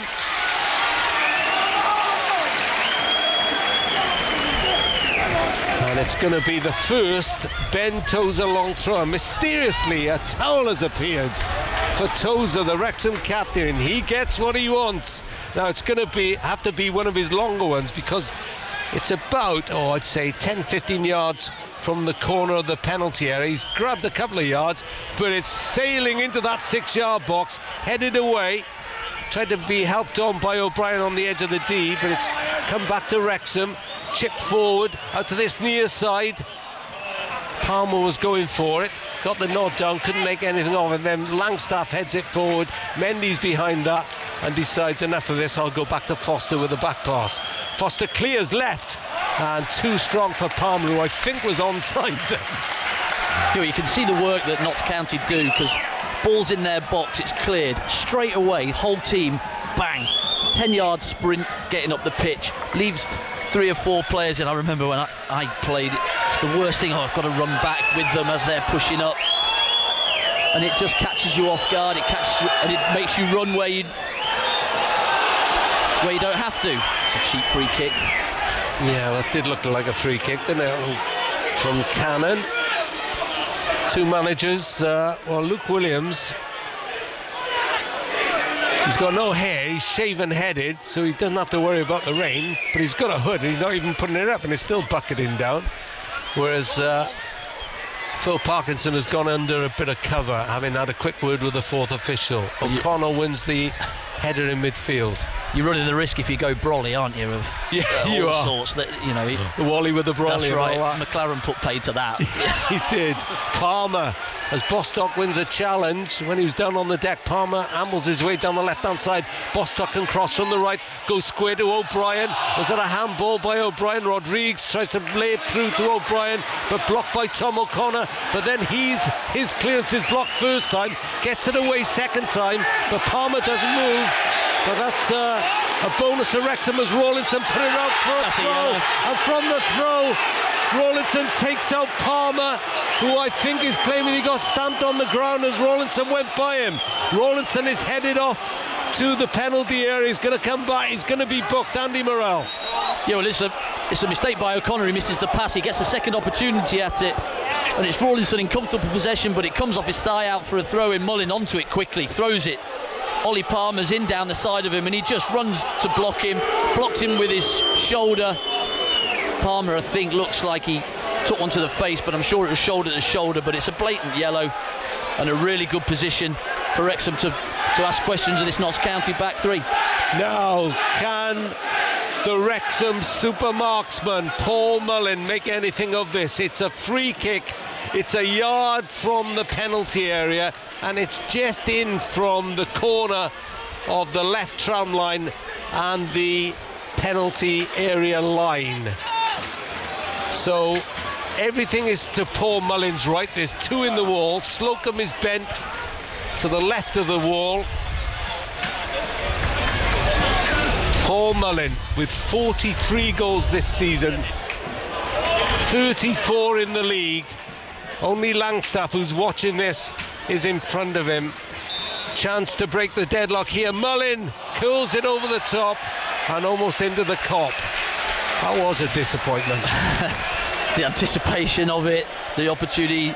He hit one like that in the previous home game that hit the crossbar and came out for O'Connell to score, but not this time. Gets it all wrong. I think two-minded really. Do you go over the wall into the near side, or do you fire it into that corner that the keeper's meant to be covering, and he might take a step? Happens all the time in my world. Give them a big build-up and they fluff their lines. That's right. Mendy, oh, that was clever. And so is that from O'Connell, although he didn't know where he was going, and Bostockers went ahead against O'Connell from the Wrexham penalty area. Barnett pumps it over the top. Mullins onside, but it's drifting away from him.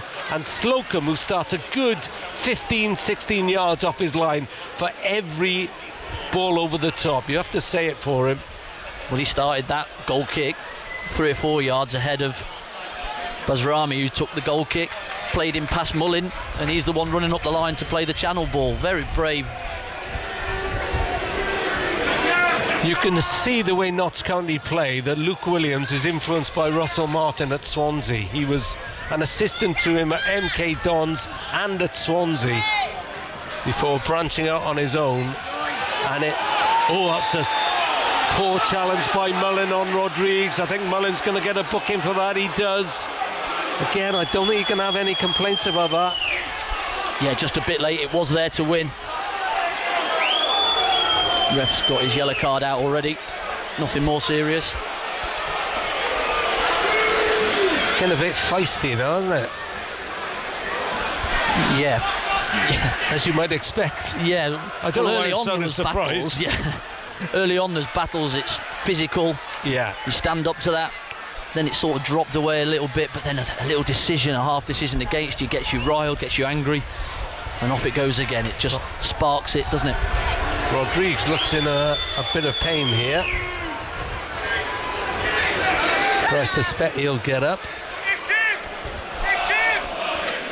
Yeah, Rodriguez picks up brilliant positions in that role that he's asked to play. He looks a really clever player, doesn't he? Absolutely, good on the ball as well.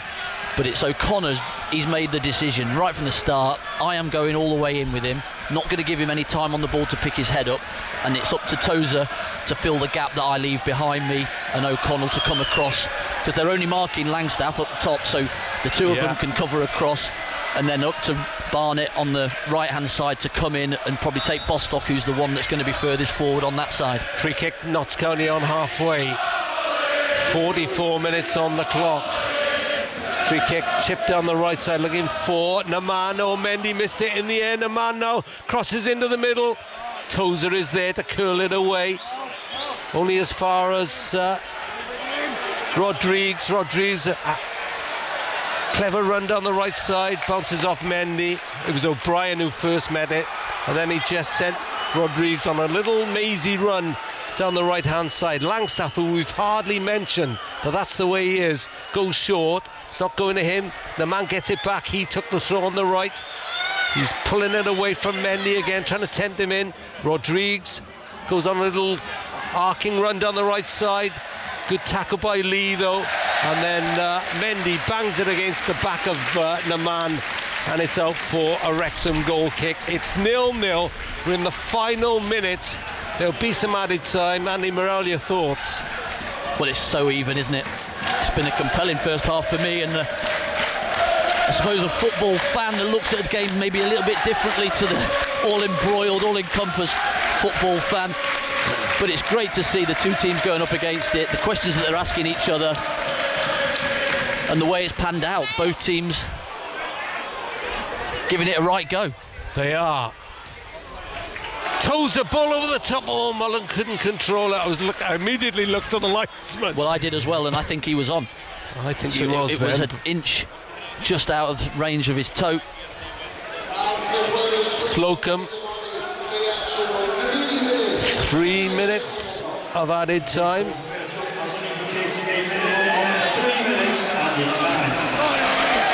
Good play by O'Connell, strong play. I think Palmer is offside then.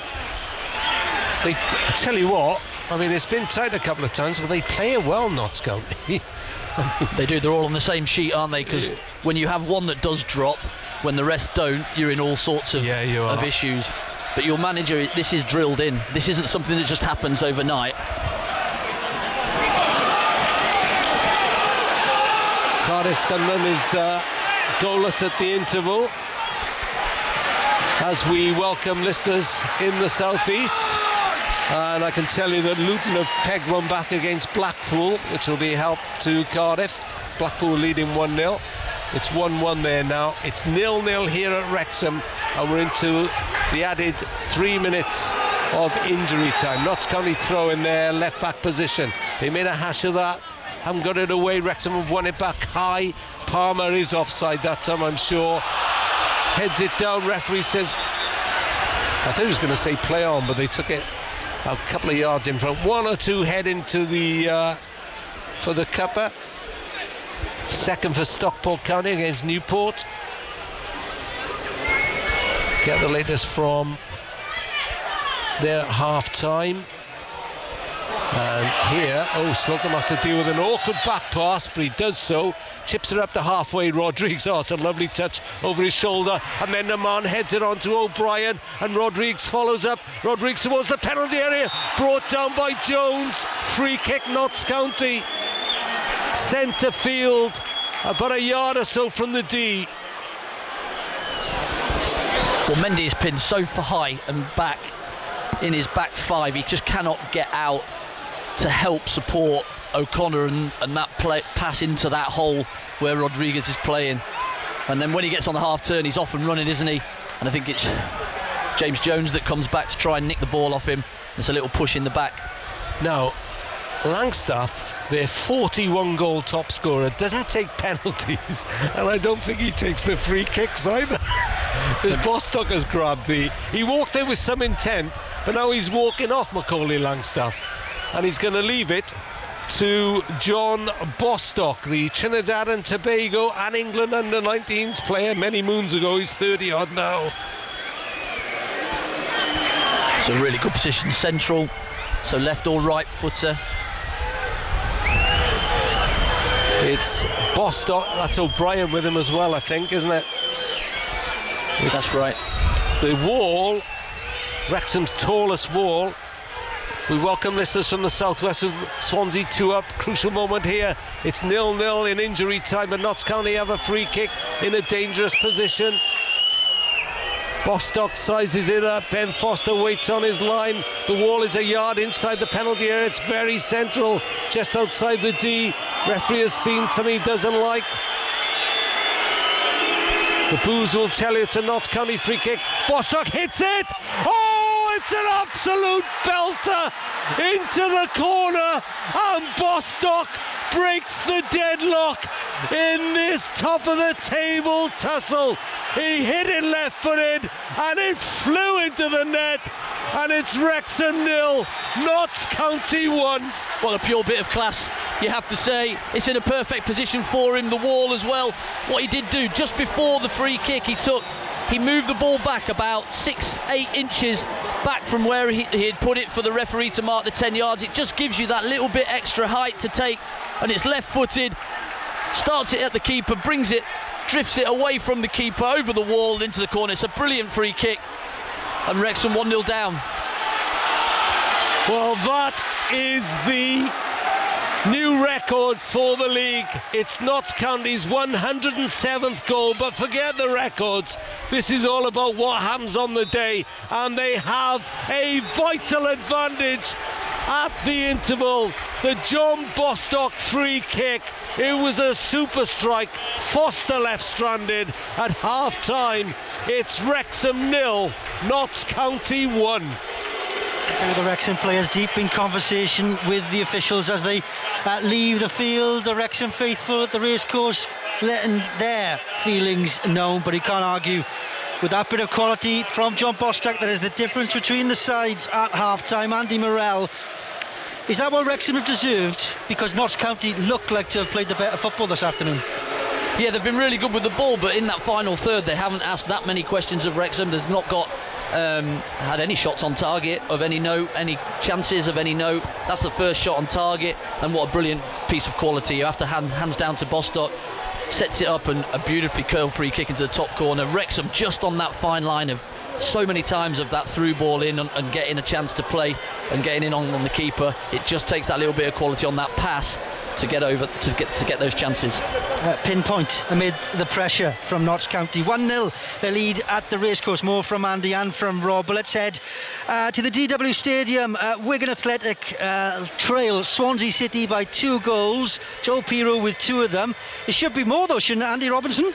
It could be 3 and 4. I'm going to be honest, Chris, it's been an absolute masterclass from Swansea in that first 45 minutes, but just need to touch on the goals, Chris. The goals are unbelievable, well worked from the left hand side. There's like carbon copy goals. I'm going to be completely honest, the play and the movements and the rotation of the Swansea team to create this chance for Joe Pirro, and then 2 similar finishes on the right hand side of the box, both into the bottom right hand side of the corner. And he actually in between all that, he had a penalty shot which was a nailed on penalty for Swansea, but absolute masterclass from Russell Martin and the players today, and take nothing away from them. I know Wigan are struggling and all that, but Swansea have just put them to the sword today, Chris. Swansea in the live table 9 points off the playoffs. Well, you never know. Wigan 8 points from safety. Wigan among the clubs not winning at the bottom end of the table. None of the clubs below Cardiff winning at the moment. But Cardiff aren't winning. Goalless at half time against Sunderland at the Cardiff City Stadium. Sunderland with a goal disallowed. Nathan Blake, Sabri Lamucci clearly not happy with what he's seen given the changes he's made even before the first half was out. Yeah, he made some changes around about 35 minutes. Chris wasn't happy at all. He's surprising mind, took off Ojo, who wasn't having his greatest game, but Philogene, who's been the bright spark for Cardiff of late, but just whipped them off after 36 minutes, made the changes, put Renamoto and Simpson on, but Cardiff don't play any sort of pattern. They don't have any sort of pattern to play. I think they've only had like 25% possession. Well, it's 23. I'm trying to push it up a little to be kind, but they've had like 25% possession. But I have to say, Sunderland, for all their possession, all their quality football between the 2 18-yard boxes, they haven't had a lot. They've had 1 shot on target, so not really threatened Cardiff's goal.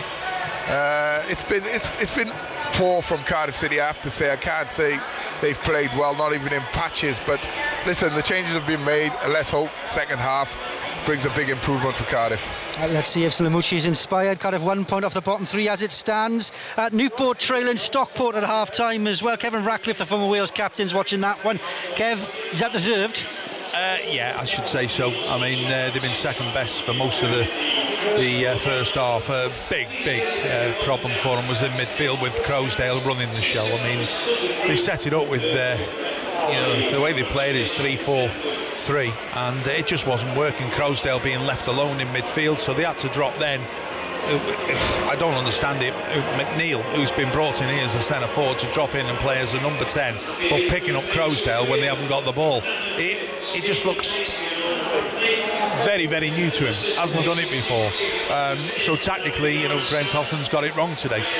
So I think he's got to make changes at half time because it's just not right. I mean, they've got some quality on the side. Wharton, who scored 2 goals today, cracker of a header, and the other one where he's turned and he shot. There's nobody within 2 yards away from him. They've got time to close him down. They're not closing him down. So there's a lot of hard thinking to do at half time, but I'm expecting changes. Let's see if they come then. Full second half commentary on the way and a round up the rest of the day's sport after the latest news and travel. But first, the weather with Derek Brockway. Afternoon, Derek. Afternoon, Chris. Well, we've got some rough weather to come over the next couple of days. That means some heavy rain, strong winds and gales, not very spring-like at all. It's blustery out there this afternoon with sunny intervals and scattered showers. Some of the showers heavy with a risk of hail and thunder, and it does feel cool in the gusty wind, the temperature around 10 to 13 Celsius. Staying breezy through tonight with clear spells and scattered showers. Quite cool as well, temperatures inland dipping as low as 3 or 4 Celsius. Tomorrow morning, the best part of the day, bright and breezy, some sunshine, just 1 or 2 showers, but rain will spread from the southwest during the afternoon. Some of the rain heavy, the wind increasing as well, with temperatures reaching 9 to 12 Celsius. Tomorrow evening, the heavy rain will clear, but staying windy overnight with scattered showers. A cold night too, the showers wintry on higher ground. Wednesday looks unsettled, sunny intervals and showers. Even some longer spells of rain, hail and thunder possible, and cold enough for snow on the mountains. And watch out for gales in the south and west, with gusts 45 to 60 miles per hour. Thursday will be less windy with sunshine and showers. And that's the latest forecast.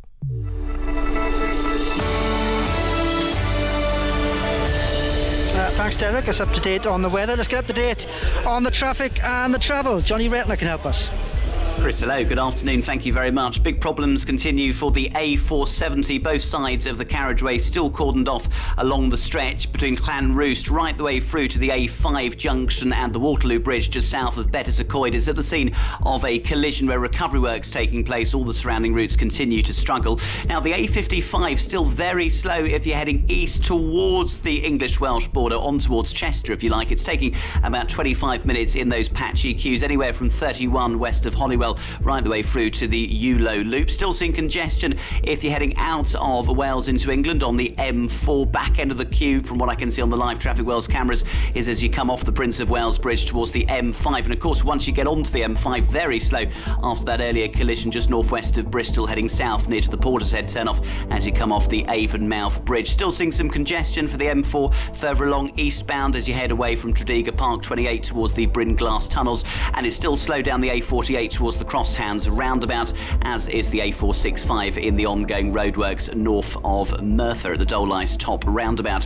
Finally, turning our attention to the trains, and buses continue to replace Transport for Wales services between Wrexham Central and Bidston. And for now, that's the very latest for you from BBC Radio Wales Travel.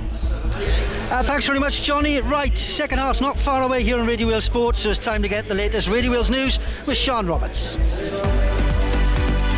Every Wales game live in the Women's Six Nations on FM, digital radio, and on BBC Sounds. This is BBC Radio Wales.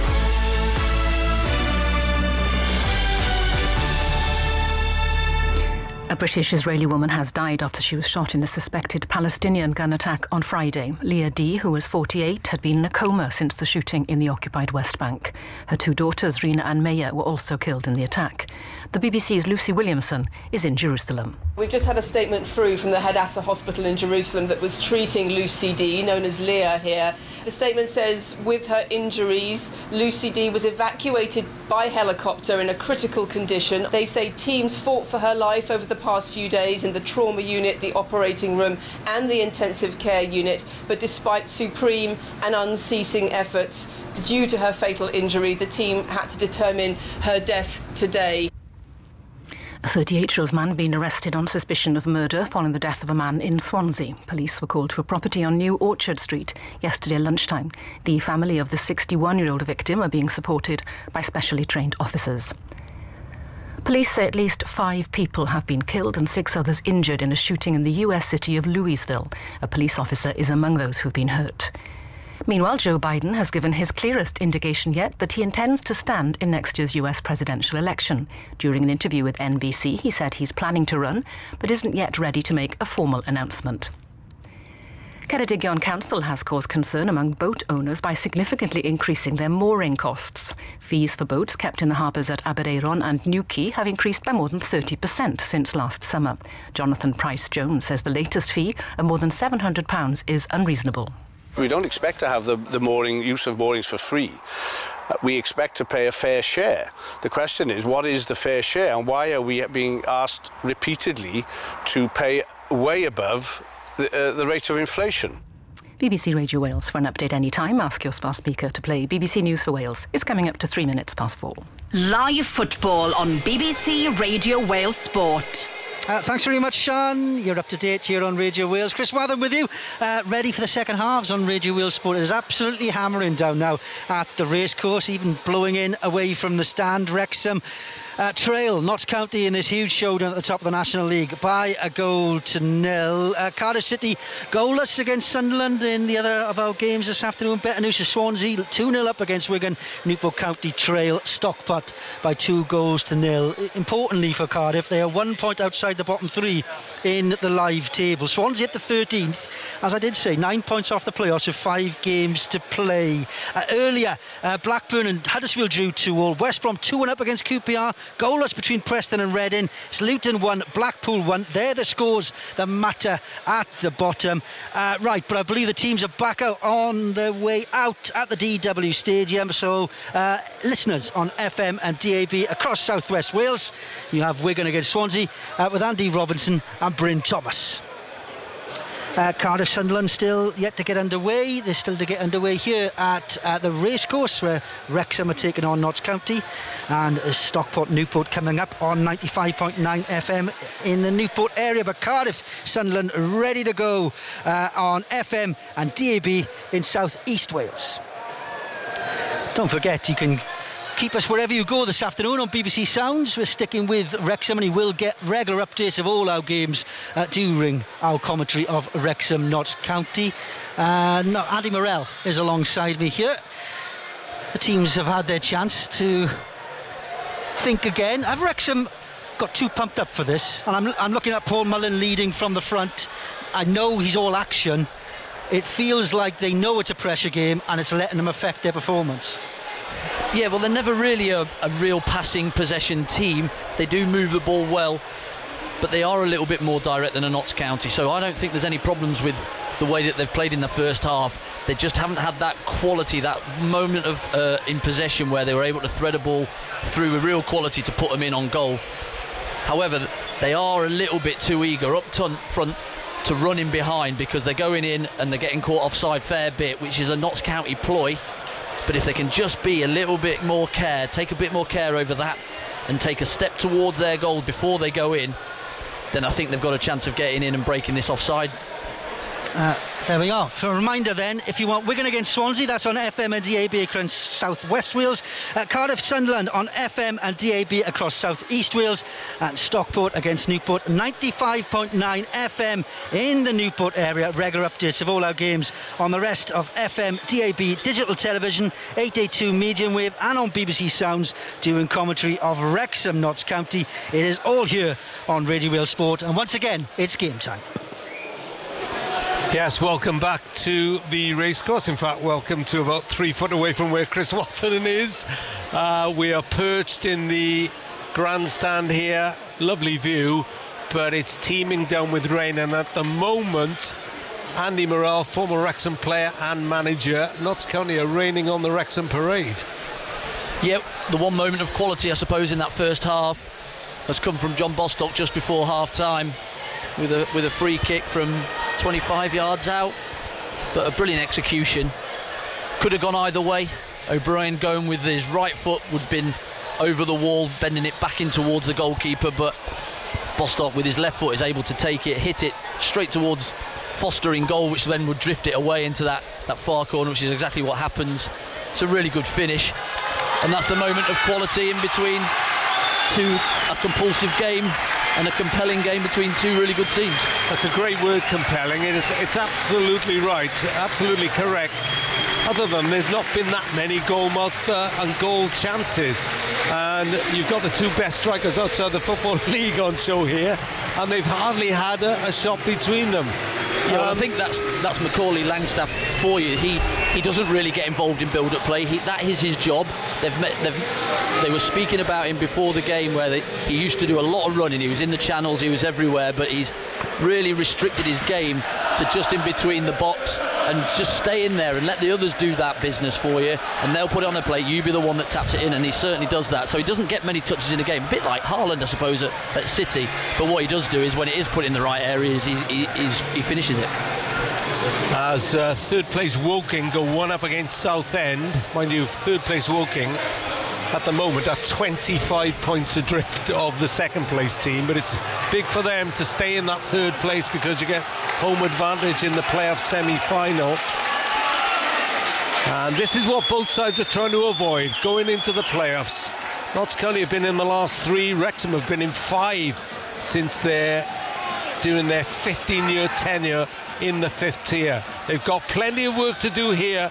Some say winner takes all. I don't quite think that, but you definitely put yourself in pole position if you win this, and Wrexham are trailing 1-0 courtesy of that John Bostock goal.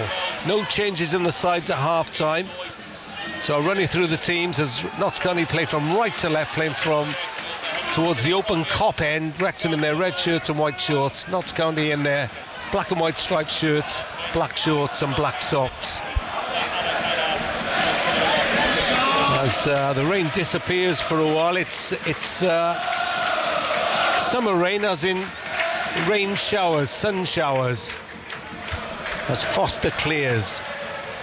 Headed back into the Wrexham half and then prodded forward by Palmer, but then driven forward for Mullin. First chance of him. He's offside again, though. That was a regular occurrence in the first half. Let me just give you the Wrexham team. It's Foster in goal, O'Connell, Tozer and O'Connor, the 3 centre-backs.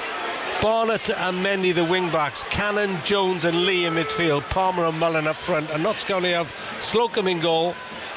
Bajrami, Rawlinson and Cameron, Naman and Chickson, the wing-backs, Palmer and Bostock, with O'Brien and Ruben Rodriguez in midfield, and they're playing in behind Macaulay Langstaff. Now, something's been said on the side, and Phil Parkinson, the referee, the Wrexham manager, has been shown a yellow card. So I think he's mentioned to the linesman that just gave the offside that's quite close to him. I don't think he was particularly happy with that one. I think that's a tight decision by all accounts. So tempers are fraying on the side. It's been a bit feisty in the middle. But when you're playing this kind of football that Wrexham are, which is right on the edge, right on the line. Oh, it's handball against Bostock. If the referee didn't see it, the crowd did, and he's given it. Free kick taken quickly. Mullin could be in here, heads it forward, but Slocum just inside his penalty area collects.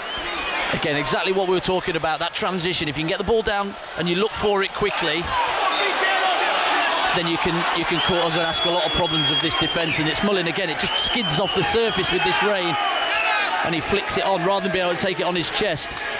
But again, really good thinking. That's the way that you're going to get in. Bostock was taken out by O'Connell then late.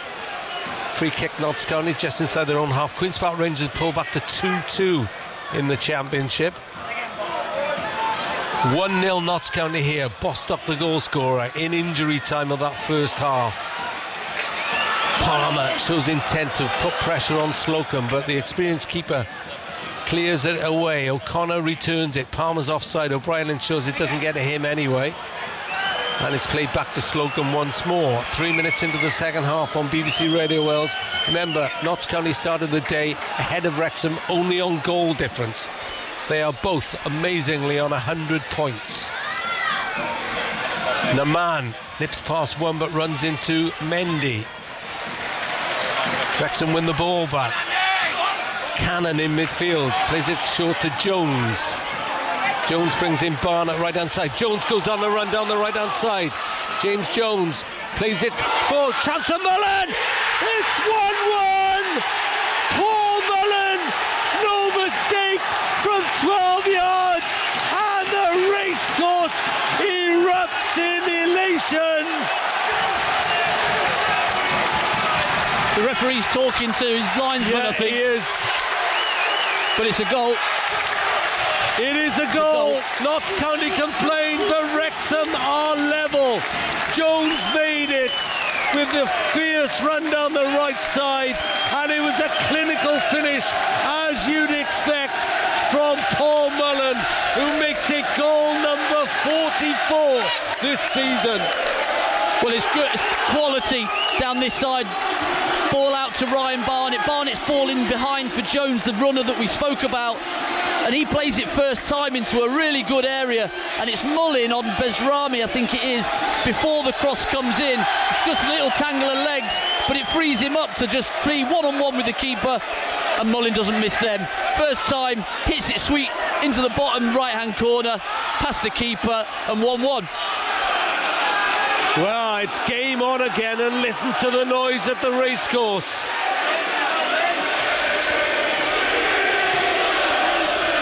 We thought before the game maybe a draw would suit Wrexham more than Notts County, but they won't sell for a draw now. Paul Mullin, an extraordinary season. Puts Wrexham level, as you'd expect, with basically his first clear chance. But it's lifted the roof off, hasn't it? Yeah. And interestingly, Macaulay Langstaff hasn't had one chance yet. Plenty of time left though. 1-1. And that helps the team talk. Well, certainly I think that the two front men have gone pressing a little bit harder, a little bit quicker in the first 5 minutes of this second half. They've gone putting a little bit more pressure on the keeper, a little bit more pressure on the back three, not enabling them to play forward a little bit. But Notts County are still going to do it. They're still going to try. And that's what makes it so compelling, isn't it? Rodriguez on the ball again. This time he's robbed though by Elliot Lee. Enables O'Connor, the left centre back, to drive up towards halfway. Slides into a challenge on halfway. Wins a free kick. Wrexham are anxious to take this quickly. Mullin takes it from about 8 yards in front of where it should be. I know he's going to get away with that. Good thinking. But it's O'Connor, isn't it? On the Lee does ever so well. Gets a little toe on it just outside the Wrexham box, and O'Connor then is able to get it and just travels with it, keeps travelling up to the halfway line. The high line of Notts County, they stay. Mullin's run offside but then stayed, and it's a little push, a little clip on O'Connor that gives Wrexham the free kick. Woking have been pegged back by Southend. It's 1-1 there now. There's a Notts County player who's just had treatment. I think it's Rodriguez. I think it's a bit of blood, I think, potentially. Yeah. Which makes him have to go off. Well, this place is alive again. Rodriguez is holding a handkerchief to his mouth. I think he's okay. He doesn't want to look in the mirror tomorrow, though. Had a few of them in my day, as you can tell from my face. Well, I wasn't going to say that. Free kick taken into the Notts County penalty area. Palmer is making sure it's not easy to clear, and it's not. Barnett can cross from the right-hand side. Well, and nowhere near that one. Elliot Lee picks it up, but it's broken to Rodriguez, who's back on the pitch. Lee slides in. It's taken up by Langstaff. Langstaff hardly seen her in the first half. Palmer now down the left-hand side. Wide to Chickson. Chickson on the near side, back to the goal scorer, Bostock. Bostock holds it up, nowhere to go, with James Jones in front of him. Preston won up against Reading in the Championship. Palmer again. Well, Wrexham lost possession there in the middle of the pitch and they were swarmed. Wrexham went for the 3 or 4 players around the... Basrami was hurried then. Ball is deflected wide, and Wrexham-born Rawlinson picks it up. O'Brien moves forward down the inside right position, a long way from the penalty area though. Palmer's busy again.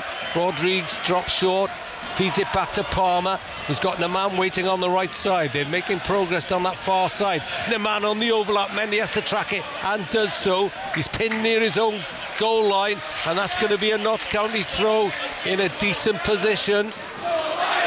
They play that so well. The ball goes into Mane's feet, the little 1-2 around the corner. They back his pace. Mendy's quick, but so's Mane, and he has to put it out for a throw in again.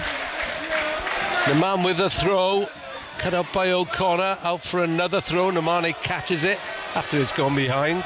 1-1, 9 minutes into the second half. An explosive start after the interval by Wrexham, with Paul Mullin's 44th goal and his 35th in the league.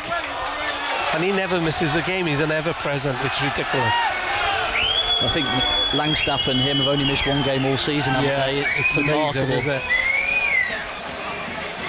Notts County play the ball short, passing through.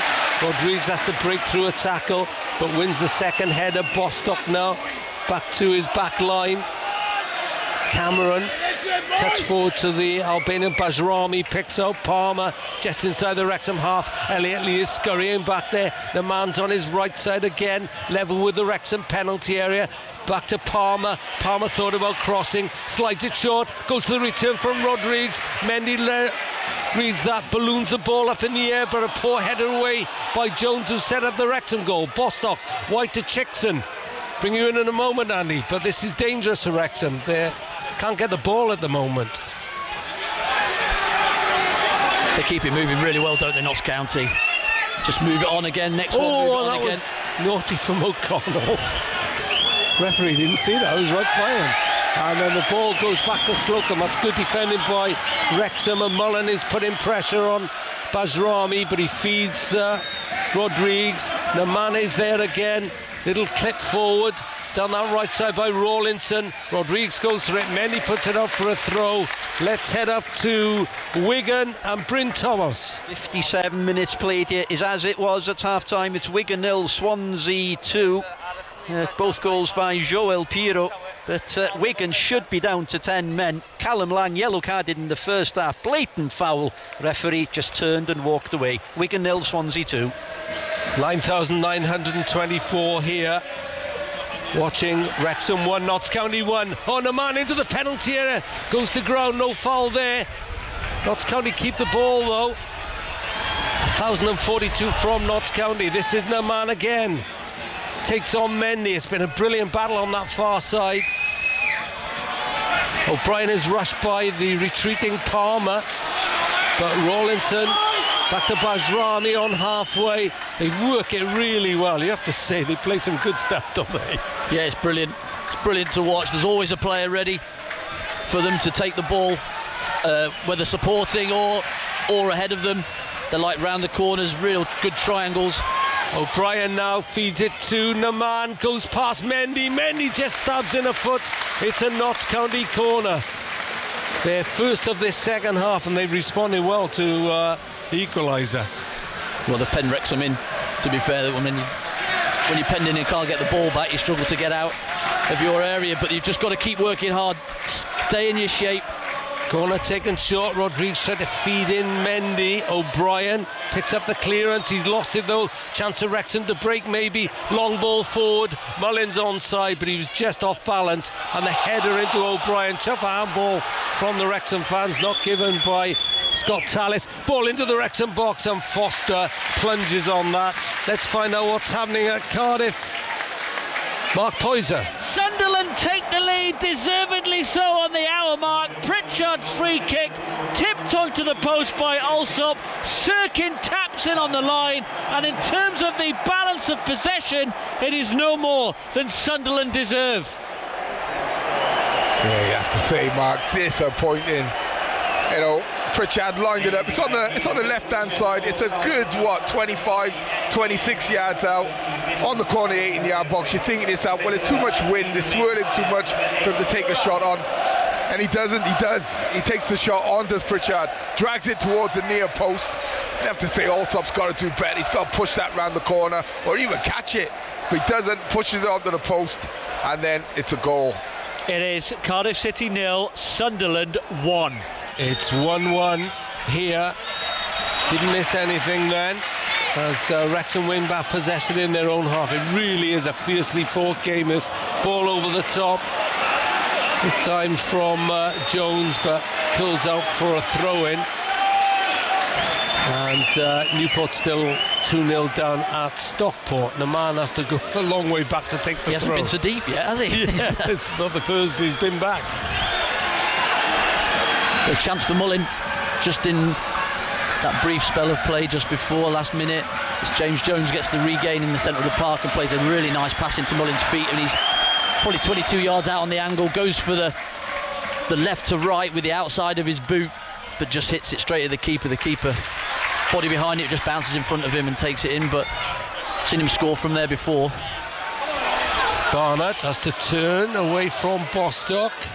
O'Connell chips it down the right side. Mullin is going to get there. Slocum gets there first though. He's 34, Sam Slocum. And he's back in the team after missing the last 3. Got injured at Scunthorpe in March, but he's been worth his weight so far. If James Jones had had a little bit of vision there, he could have got the quick throw in from Mullin, because Slocum's miles out of his area. If he could have taken a touch, he could have probably had a shot on goal with no keeper in. Instead, they're going to take a Ben Tozer howitzer throw from the right-hand side, level with the penalty spot. It's a good one into that 6-yard box. Slocum punches it away, only half clear though, picked up by Elliott. Now Barnett can cross from the right side. Oh, thunderous shot against the bar, and it's still not cleared. That was O'Connell with the shot. That was in all the way, but it just an inch or so too high, Andy Morrell. Well, what a strike. They've both got a hold of each other, and as he's falling over, he's hit the volley, laces, toe down on the sidewinder, and it has hit the crossbar. Keeper's just put a hand up and just bounced straight back out. What a chance, what a strike. Got away with that one, Notts County. And they're going to have to defend another Tozer long throw, as the vocal Wrexham fans behind that goal get more and more excited. Headed out only as far as Namanu helps it forward, and Macaulay Langstaff wins the first header, then chases possession. Oh, Foster, terrible mistake, but Langstaff's instinctive header goes well wide, with Foster miles out of his goal. Well, similar situation, he's got the ball, all he has to do is take a touch and play it out wide to O'Connell or Barnett, who's given him an angle. Instead he goes first time straight on the head of Langstaff, and if he redirects it, it's a goal. Yeah, he did try to direct it, but it went well wide of the goal. And you couldn't even say that was a chance, but good ball forward, looking for Mullen again. Mendy follows up, charges into the penalty area, has it just taken off his foot as he gets there.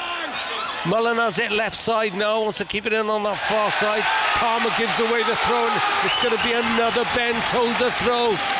This time from the left-hand side, the racecourse erupts again.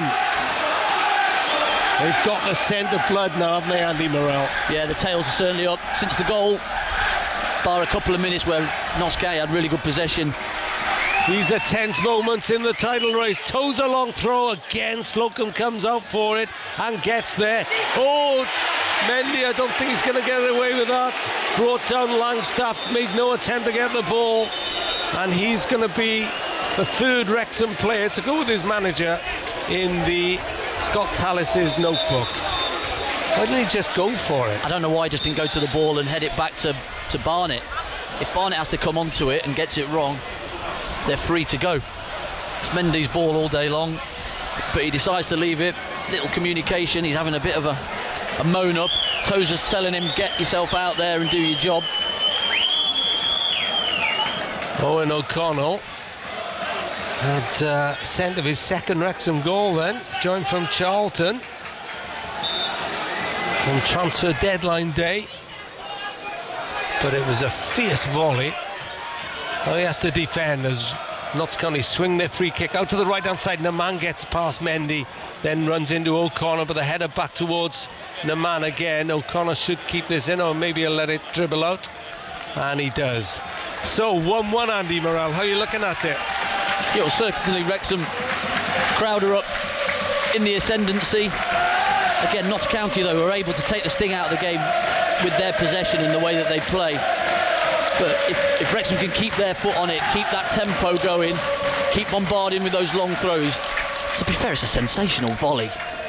Centre half, you're not really renowned for that type of finish, but he gets a brilliant connection on it. That's the big clearance as well to Bajrami, the Albanian. Square to Rawlinson. It's his hometown club. Rodriguez slipped as he went for that, and Wrexham have a chance here. Palmer could be in. Bajrami gets back there and then knocks it past his goalkeeper, but Palmer can't get there, and it's cleared away. But they were exposed then as O'Connor wins the ball back for Wrexham, sends Barnett down the right side. Crunching tackle on Barnett, loses possession, and cool as you like, Chickson plays it short to Bostock, and they're playing with it on the edge of their own penalty area, and I don't think Wrexham are going to get away with that, and that's a free kick. Stockport have a third against Newport County, but here is 1-1. Andy Morrell. Yeah, well, they went hunting it. Turnover in transition. Wrexham went hunting it. Ryan Barnett really positive in his press. Just a little shoulder in the back on Cameron to give a free kick away. Don't want to take your eyes off this one. Anything could happen. Slocum long ball forward. O'Connell's under that. Not the best header. But Jones clears it forward, looking for the roving Mullen. Got there the second time. And then it's a free kick given away by Palmer on Cannon. Palmer put a boot in. Phil Parkinson complaining. Well, that's 50-50 for me. It's close. Palmer just gets the wrong second of the ball because Cannon does a brilliant little side touch. But then Cannon's reaction, a couple of rolls, a couple of hold the ankles, and it's a yellow card. I think it's a bit harsh maybe, but the referee, off the back of Cannon's reaction, goes to his pocket. Second Notts County player in the book, along with Rawlinson, O'Connor, Mullen, Mendy, and the manager Phil Parkinson. Got enough room for you on your Well, yeah, I'm sheet. starting to run out of yellow card room. Sort this out, ref. But then you'd expect it in a game like this when there was so much at stake at the top of the National League. It's been well worthy of its top billing so far. It's on a knife edge against two sides who can only be separated at the moment by goal difference. Although Wrexham do have one more game left. Palmer is the offside. They're so tight. Those are so tight. The linesman's got, what, 65, 70 yards to have a look at that? Yeah, it's There's a different linesman 11, this half, 12 isn't it? players in the way. It's a different linesman this half, isn't it? At this Yeah, end. it is. Yeah. Same decisions though. Oh yeah, absolutely. Oh, you sound like a manager. And listen, they are off. They are. Yeah. You know, some are offside. You've got to just hold your run. Be as patient as you possibly can. So difficult because you're so eager to get in there. Linesman looks as if he's got that one wrong again, according to our producer, Radio Rod, who's eagle-eyed on these things with the help of a monitor. 1-1. Clearing up now, not so much rain. Now, man, he's been busy all afternoon. Bostock, who scored the Notts County goal, centre field, clips it out left, forces Rodriguez, who switched to the left side now to retreat a few yards. That's an interesting move. He's on the ball again, Rodriguez, Portuguese player, been around, played in the Netherlands, Den Bosch. Yeah, they've changed. Bostock and Rodriguez, they've swap sides from their normal position, if you like, from the first half, just to maybe ask another couple of questions of Jones this time and of O'Connell. Does O'Connell come out to Rodriguez like O'Connor did in the first half? And they're about to make a change on Notts County. Jim O'Brien. So O'Brien is coming off, and Austin going on. Sam Austin, signed from Kidderminster on a 3-year deal in July. Apologies if you can hear the fruity language behind us. He's having not a very warm send-off. Is O'Brien. He was one of those rested for... As Mullen gets in behind the Notts County defence, puts the ball across the box, and it's thundered home by Jacob Mendy, and it's advantage Wrexham in the title race. Mullen this time the provider, crossfield ball, and Mendy absolutely walloped it into the corner, and it's Wrexham 2, Notts County 1.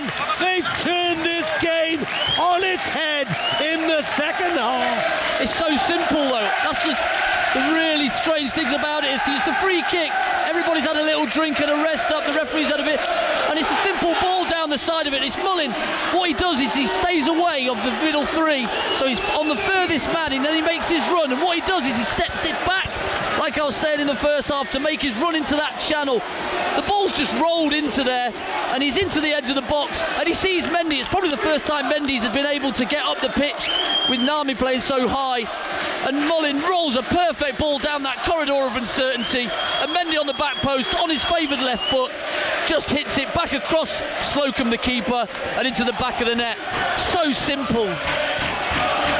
Well, his last goal was against Dorking, was the Spaniard Jacob Mendy in September, but he may not score a more important goal than that in his life. Advantage Wrexham and some. It's great vision as well from Mullin, isn't it? He could have quite easily took another touch in and had a hit from on a difficult angle, but he sees Mendy making really good strides. Name not in the same half as him, and it's a really good finish. Slocum coming across, he can't stop his momentum from carrying him to that near post, hits it straight across to that far side.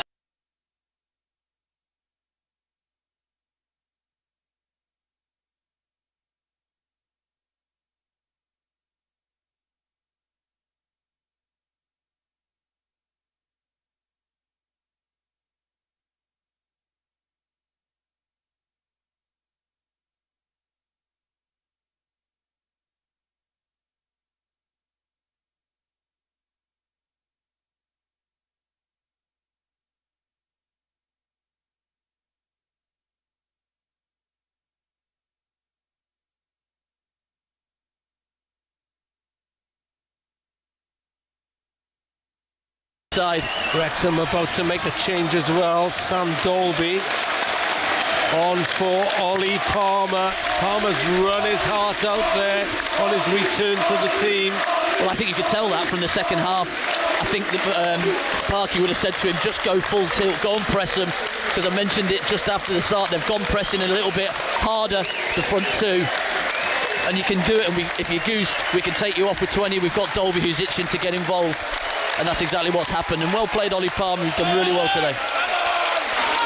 Yeah, Palmer makes way for Sam Dolby. It's hardly a reduction in firepower. He's got 8 goals this season as Dolby. Mind you, Palmer's on 17, but you know where I'm coming from. So it's 2-1 Wrexham, and they are back to the top of the National League table with a huge 108 goals. The record, it keeps swapping on the most goals ever scored in the National League. The record now is 108. And they're seeking more. First touch for Dolby down this near side, but he just can't pick it up from the important thing now is for them to keep their heads. Do not do anything silly. There's a couple on yellow cards. Keep your heads, but keep that same intensity in your play, because if you stop, Notts County are good enough to play.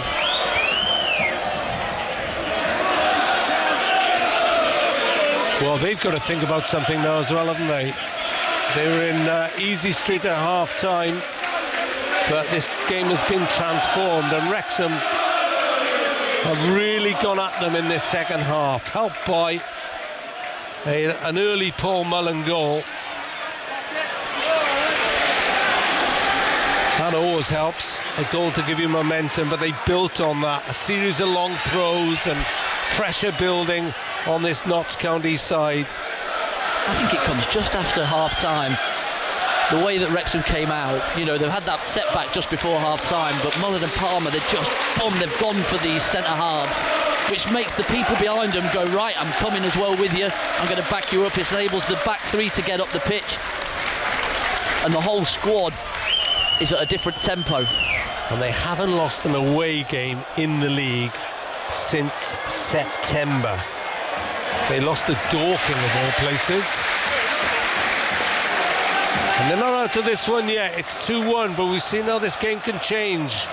And both these sides have got goals in them, but one more for Wrexham you would feel could be decisive.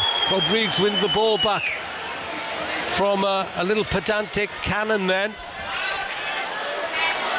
Well, a good run into the penalty area. Cross is punched away by Foster, it was Carl Cameron, the big centre-half, who burst into the, loped into the penalty area, really. Yeah, just wriggled through O'Connell and Jones. It's a really good cross right down that corridor again, but it's a touch, tiniest of hands from Foster that takes it away from Langstaff. Langstaff hobbling in the middle. He was millimetres away from putting that in. Throwing on the far side, taken. Notts County have got men going forward here. Langstaff into the penalty area. Foster saves. Sorry, it wasn't Langstaff. Well, that's 2 in 2 for Foster. He gets an important touch on the cross from Cameron. It was and then Austin. this time, Austin wriggles into the box, has a shot from 12 yards on the angle, stands up well.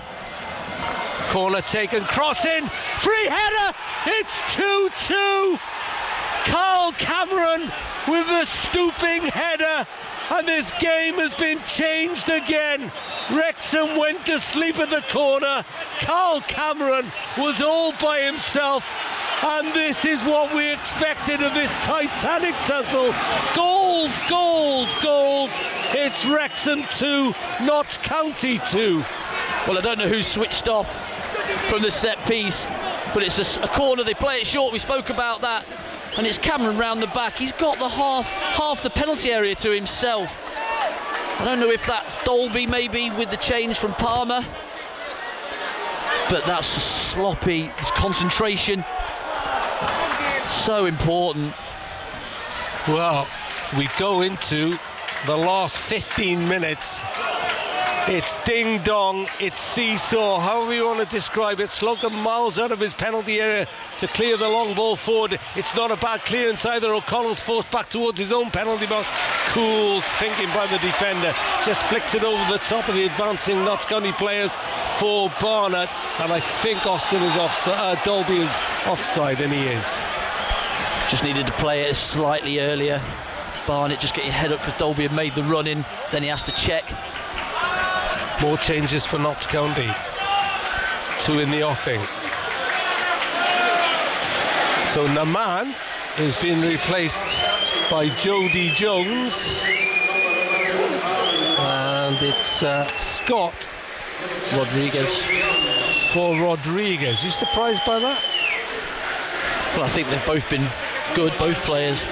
But you're bringing on somebody that's played in the Championship regularly and somebody that's got 14 goals. It's not a bad swap, is it? Kedwin Scott. Sounds a Welsh name, but he's not. And Jody Jones, on loan from Oxford, was at West Ham. He's a Malta international. So there's going to be any change. In fact, it looks to me as if they're going for it with those substitutions. 2-2. Can Wrexham catch them at the other end, though?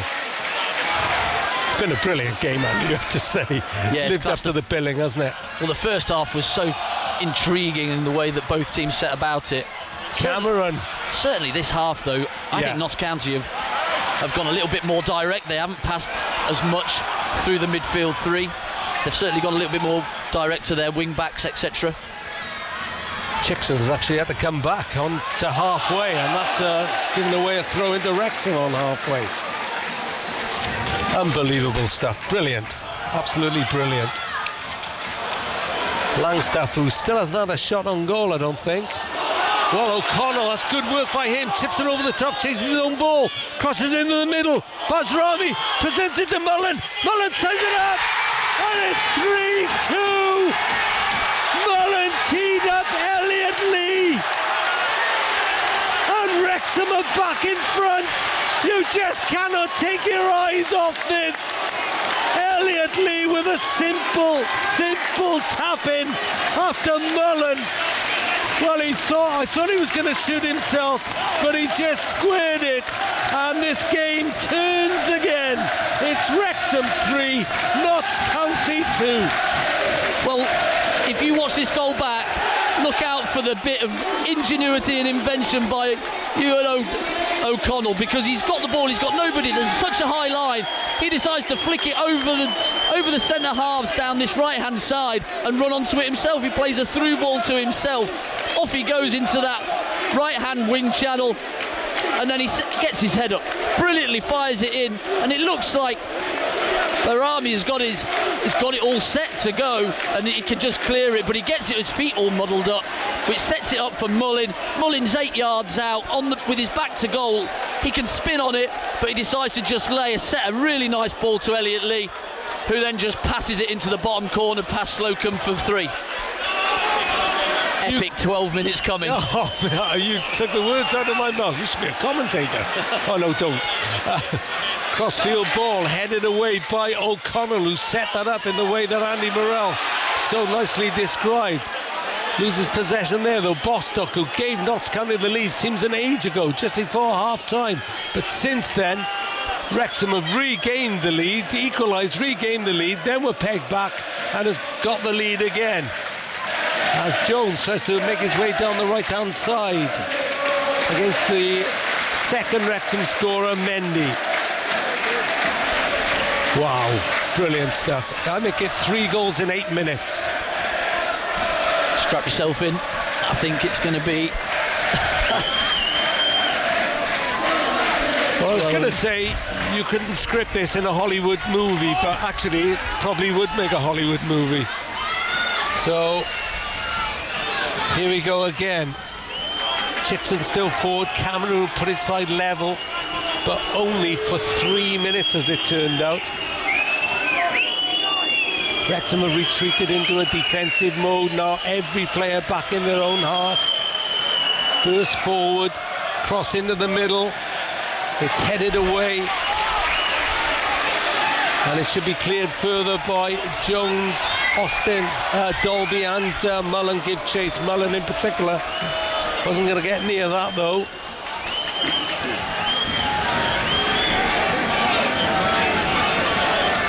And Notts County build patiently again.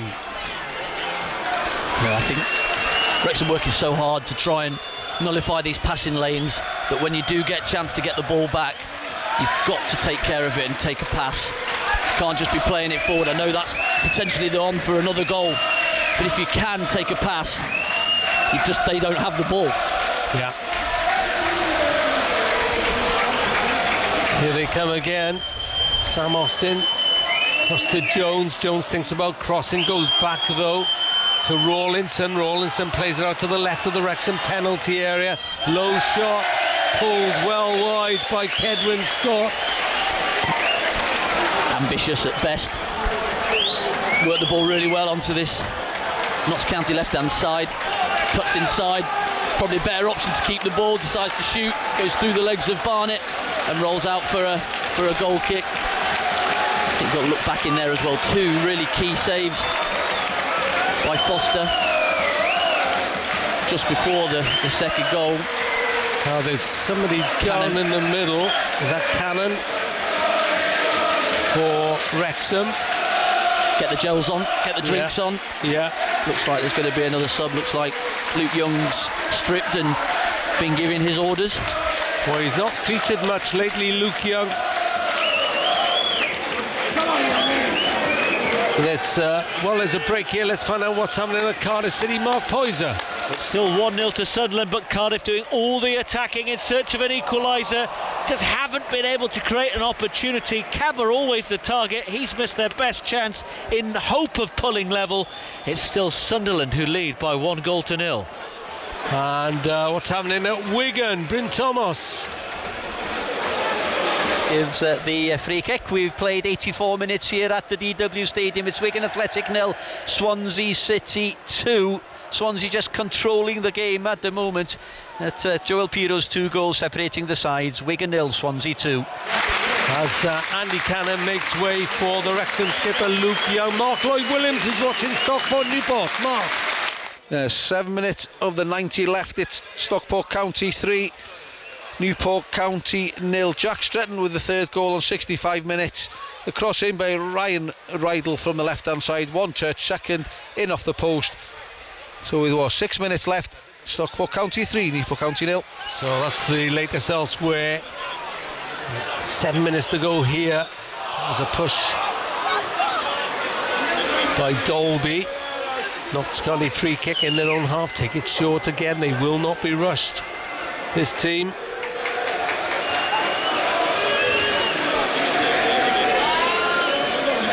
And this last 7 minutes or so could well decide which team goes top of the league and into the Football League at the end of the season, and which goes into the lottery of the playoffs. Palmer for Notts County. Jones, no room given to him by Jacob Mendy. Little touch back by Austin for Palmer, but he's robbed by Elliot Lee, who scored such vital goals for Wrexham since he's come in, Andy Morrell. Yeah, he's been excellent. Right from that first sub appearance, he came on in the first game here and scored 2, changed the game in Wrexham's favour. I think he's been exceptional. The way he plays the game as a striker, you'd just love to play with him, because he always looks for your feet, always looks for that pass in and follow, and you can just play with him, and his execution of his technique to set up goals is brilliant. Oh, Jones, good move down the right hand side, chance to cross into the penalty area. Wrexham tried to clear it. O'Connor's blocked actually, and that works out well for them, because Jody Jones got away down that right side then, and just on Elliot Lee. That is his 4th goal in as many games. Yeah, he's come to the fore when it matters. You know, his low centre of gravity, and I think he's got better and better throughout the season, the fitter he's got, because when it first started he was only half an hours and 45s and 60s, and as he's got fitter he can get up and down the pitch. He's done defensive side of it as well as anybody has done in that position, and he just asks so many questions going forward. So it's 3-2 Wrexham here on BBC Radio Wales. We're into the last 5 minutes. Langstaff chases a long ball forward. Hasn't really had a kick, has he, Macaulay Langstaff, but I hesitate to say that with 5 minutes to go. Yeah, don't. Lee is onside, is he? No, he's just off. Slocum came out to meet him, thumps it forward. O'Connor thumps the ball away. And Slocum's first touch lets him down for a change. 3-2, Wrexham at the moment top of the National League with a game in hand.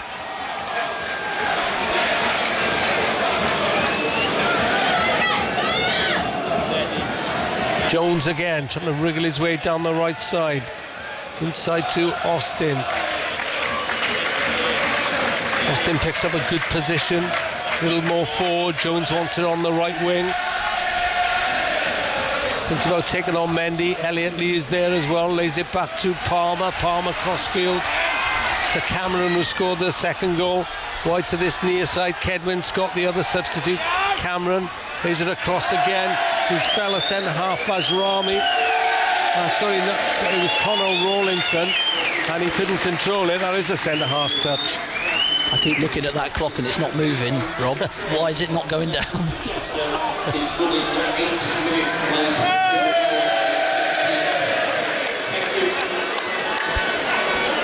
So I don't know what the announcement was. It was greeted with a big cheer from behind us. I can't believe this. 1 or 2 are leaving. Don't do that, my friend. Don't do that.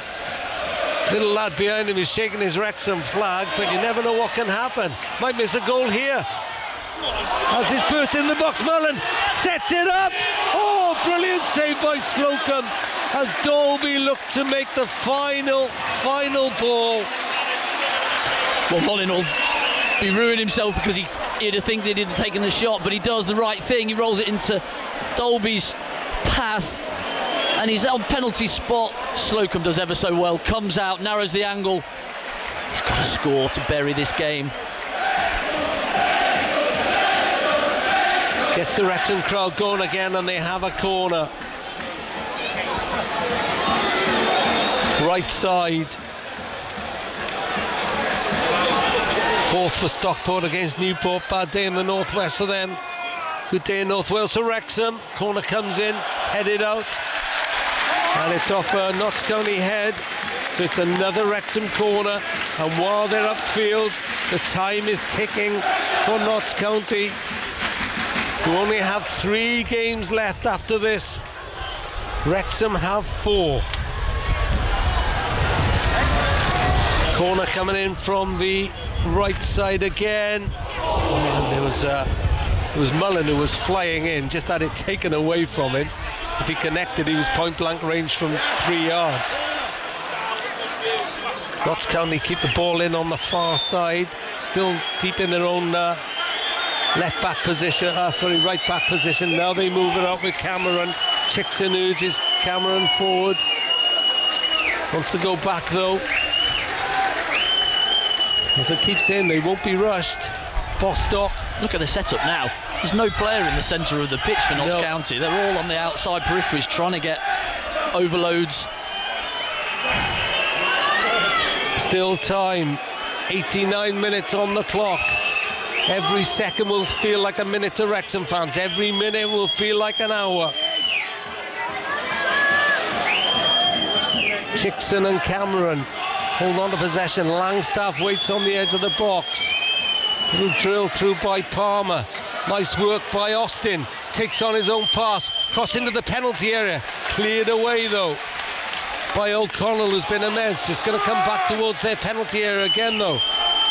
Slight miscue by Chickson. They've got white shirts waiting on the edge of the box as Chickson collects it on the near touchline. Back to Palmer. Bostock wants it short. They go back to halfway though.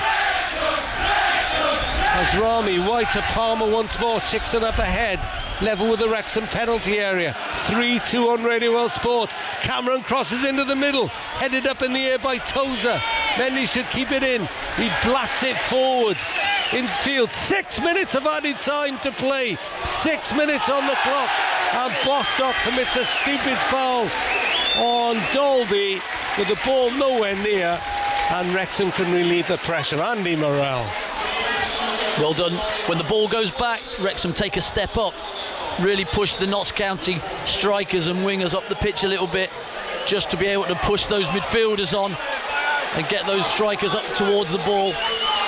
And then well done, Ben Tozer. 2 important clearances there, right in the middle of the goal.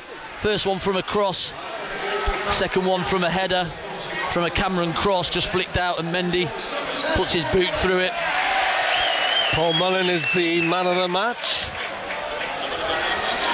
given by the sponsors. We're inside the 6 minutes of added time.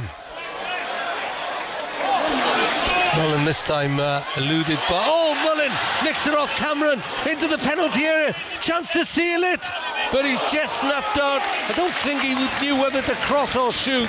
I know what he wanted to do, but it was the angle was he too just cute. never had it right under his feet. Yeah. But he nicked it brilliantly, goes pressing, gets the ball, and then there isn't anybody in the middle to pass it to. I think probably in the back of his mind, I've passed the last one, and Dolby got it saved. And this time I'm going to go all the way.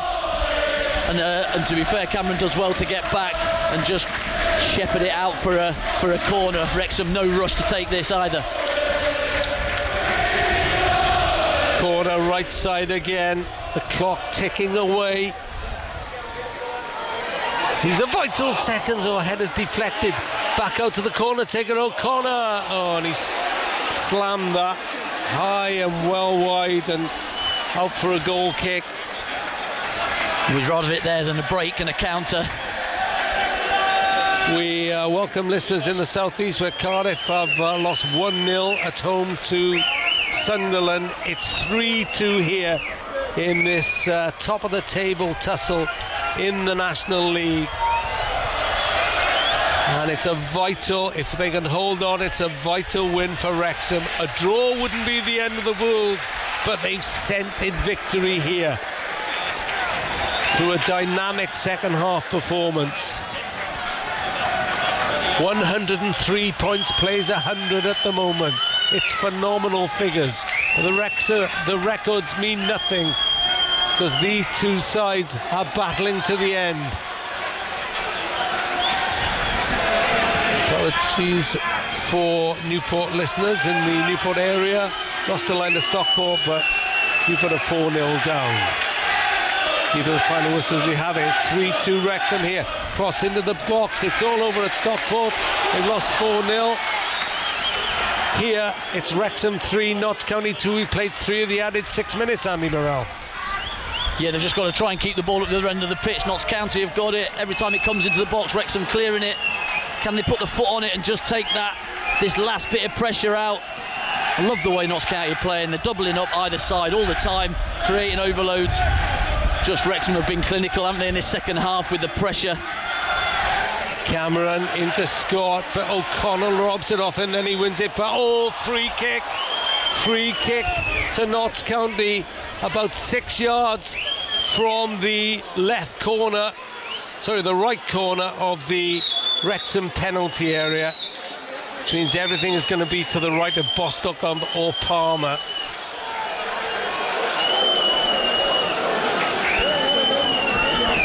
So will it be Bostock left-footed cross or Palmer a right-footed in-swinger? We are in the 5th minute of the added 6. Surely if Wrexham can deal with this, a vital victory will be theirs. Big gap for this left footer, isn't there?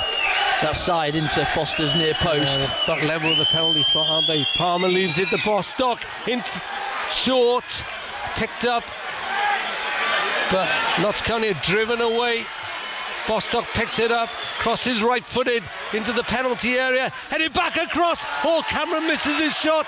Still not cleared by the Wrexham defence. Bostock may fancy his chances. He's going to play it square though to Jones. Jones on the edge of the penalty area. Ball is wide. Cross into the penalty box. Langstaff, shout for handball. Referee doesn't give it. Penalty. No, it's a penalty. It is a penalty. Notts County they shot it. Is it a penalty? They shot it for handball. The arms went up as a header was going goalwards. Now, has he given it or not? He stopped play.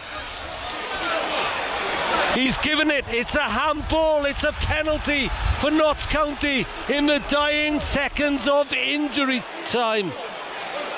It was given by his assistant on the far side. I must admit, I did see a hand go up. I think it was a Langstaff header, was it? Well, we know Langstaff doesn't take penalties. So Kedwin Scott with an injury time. It's hit O'Connell's arm. Kedwin Scott in an unnatural position, I'm told. So Scott to tie this tussle up 3-3.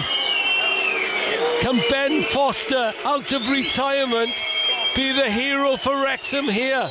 He's been in this situation plenty of times. He's 40, could probably do without it at his age. But it's Ben Foster. Wrexham's hope of denying Kedwin Scott. Scott, he took a few steps and then places the ball again. This is nail-biting. This is infuriating. Scott steps up. Unbelievable! Made an unbelievable save. Ben Foster, at the age of 40, has given Wrexham a vital point here. What's happening? They want another ball. I think the ball's gone. But Ben Foster has made maybe the most. It's a corner. It's a corner. Bostock takes the corner, heading the cross goal. Should be cleared away now. And Wrexham have won an absolutely titanic battle. The Wrexham players hug Ben Foster. The lead chopped and changed. And the biggest National League game maybe in its history just did not disappoint.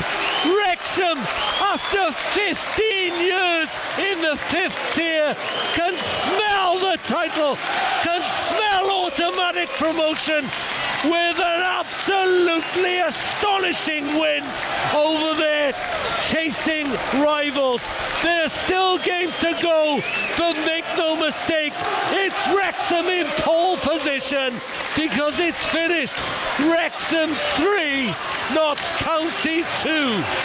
And if you are a newcomer to football, if you are tuning in for the first time because you're interested about the Hollywood glamour of Wrexham, this is what football means. This is what football is all about, and this noise is what it means to Wrexham. The players are celebrating like a cup final. Ben Foster, the returning hero after so long away from the club, after achieving so much. The 40-year-old saving the penalty in the last moment. Well, What scenes, Andy Morrell? A story's written. It is Hollywood stuff, isn't it? Because step up big players at big moments. Mullin, second half, has been exceptional. O'Connell, I thought, was outstanding all game, and a harsh handball for the penalty. But Foster that last minute, and it just shows you the professionalism of this group. Because on the floor out there just before was Mark Howard, who's been dropped for Foster coming in and rolling around with his goalkeeping mate on the floor like they're the besties. And that is exactly how football should be and professionalism of a football team should be. Well done, what a brilliant advert for this league.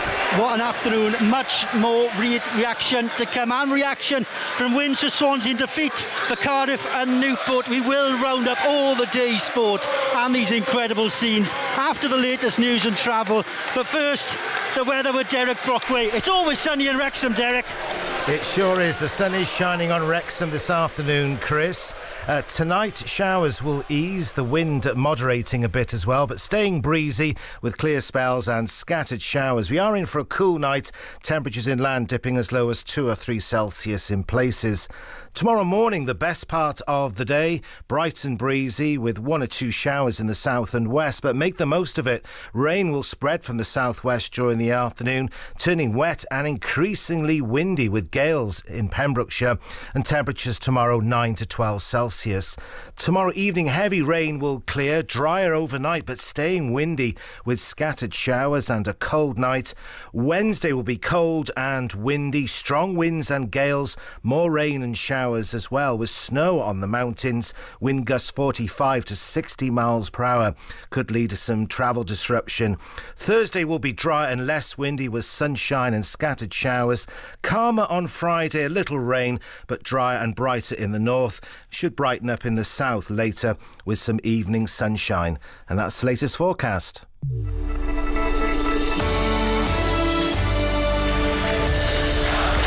Thanks, Derek. Wrexham on the road to promotion, perhaps. What's the traffic and travel like, Johnny Ratner?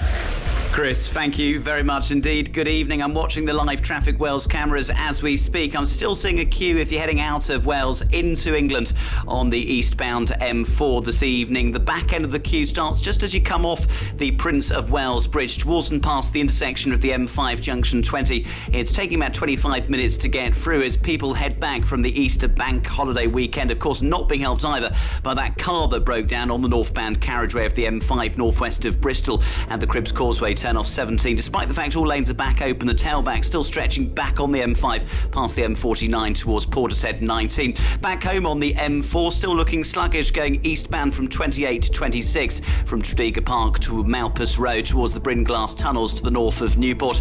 And just over the border, a word of warning, the M53 continues to struggle, as does the M56, particularly as you approach junction 15. The entry slip road coming onto the M53 from the M56 still closed off. Now, staying over the border, the M5 through the West Midlands is very slow in both directions. The motorway is being held each way between 2 at Oldbury and 3 at Birmingham at the scene of an accident. And finally, on the trains, buses continue to replace Transport for Wales trains between Wrexham Central and Bidston this evening. And for now, that's the very latest for you from BBC Radio Wales Travel.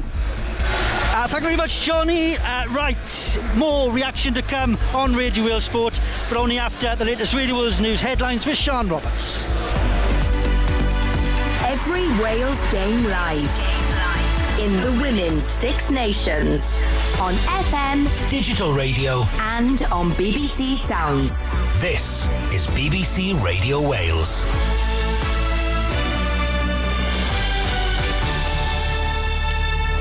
A British-Israeli woman has died in hospital in Jerusalem 3 days after she was injured in an attack on the West Bank. Lucy D was travelling in a car with her 2 daughters when it's thought Palestinian militants opened fire on them. Both daughters were killed. The family emigrated to Israel 9 years ago. Police investigating the death of a man in his 60s in Swansea yesterday have made an arrest. Dan Hurd has more. A 38-year-old man has been arrested on suspicion of murder after a 61-year-old man was found dead in Swansea yesterday. Police were called to a property on New Orchard Street in the city centre just before 1 p.m. South Wales Police are appealing for anyone with information around the incident to come forward. Police are continuing to investigate an illegal rave on an industrial estate in Port Talbot this weekend. 4 people were taken to hospital after 1,000 revellers arrived at the site in Margam on Saturday night. At least 5 people have been killed in a shooting at a bank in Louisville in the United States. 8 others, including 2 police officers, are being treated in hospital. Witnesses say the gunman opened fire in a conference room. The Deputy Chief of the local police, Paul Humphrey, gave more details. Within 3 minutes of being dispatched, officers arrived on scene and encountered the suspect almost immediately, still firing gunshots. Officers exchanged gunshots with that suspect, and ultimately that suspect did die at the scene. We believe this is a lone gunman involved in this that did have a connection to the bank. It appears he was a previous employee. Vodafone says it's fixed the problem which had left some of its broadband users without service this morning. The company says just over 1% of its customers were affected. And members of ABBA have paid tribute to one of their most important backing musicians, the guitarist Lasse Wallander, who died on Good Friday. The statement described him as a dear friend and a fun guy. BBC Radio Wales, for an update anytime, ask your smart speaker to play BBC News for Wales. It's 7 minutes past 5. Thank you very much, Sean. Welcome back to Radio Wales Sport. Welcome back to an ecstatic racecourse. What an afternoon. These are this evening's headlines. Your team for Welsh Sport. This is BBC Radio Wales Sport. Well, it was always going to be tense, it was always going to be tight, but Wrexham looked to have finally found a way through in yet another racecourse thriller. Pasrami presented to Mullen. Mullen ties it up, and it's 3-2. Mullen teed up Elliot Lee, and Wrexham are back in front. You just cannot take your eyes off this. It's Wrexham 3, Notts County 2. But the drama wasn't done there. Ben Foster, the returning hero. This is nail-biting. This is infuriating. Scott steps up. Oh, unbelievable! Made an unbelievable save. Ben Foster, at the age of 40, has given Wrexham a vital point here. Unbelievable. You better believe it. Advantage Wrexham in this incredible National League title race. As for the Championship, Cardiff's relegation fight far from over after another home defeat. Alex Pritchard standing over it for Sunderland. He goes for goal through the wall. It's saved on the line, and a tap in for Sunderland to open the deadlock. The Bluebirds outside the bottom 3 by a single point, but Swansea looking up after adding to Wigan's woes. Ball into Fulton. He's got Piero on the far side. Falls to Piero! Oh, what a goal! Oh, Joel Piero! First time effort, left-footed. No chance for Ben Amos. Wigan 0, Swansea 2. A 4th game without defeat to the resurgent Swans, but Newport's unbeaten run ended in some style by Stockport. Madden inside the penalty area looking for a 4th. It's in there from Kyle Noyle, like a hot knife through better. Yeah, we'll have a reaction from Newport, Cardiff, Swansea, and from here at the racecourse, all before half. This is BBC Radio Wales Sport with Chris Wathen. Welcome back to Radio Wales Sport. Welcome back to the racecourse where the fans are not going anywhere. Arms aloft, flags waving, Amor o Hyd, we're still here, the battle cry. Well, they're not going to be here for much longer, not in the National League, not if this afternoon is anything to go by. 3-2 winners against their huge title rivals, Notts County. They haven't been able to be separated all season. Finally was this afternoon the breakthrough. Wrexham top the National League with just 4 games to go, and what an afternoon it has been. And we haven't even touched on the drama of Ben Foster with a penalty save in the final moment. Andy Morrell, the former Wrexham striker and manager, is still with us. We're trying to get a word with Wayne Phillips as well, if he can drag himself away from the celebrations. But Andy, what an afternoon it has been. I can't breathe. What an exceptional game of football.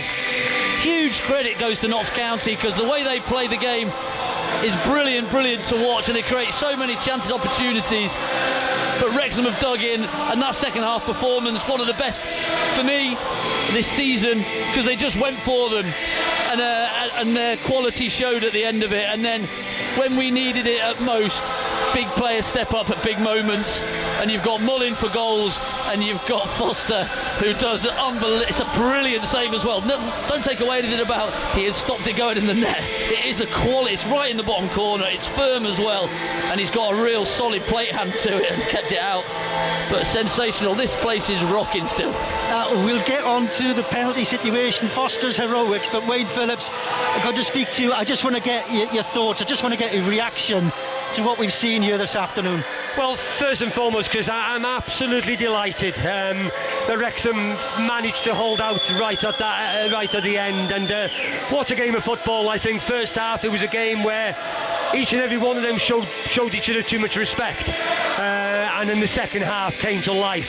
And brilliant individual performances. Paul Mullin, more than anybody else on the pitch, scoring a goal, creating 2 goals. Owen O'Connell, I thought, was brilliant for one of the goals.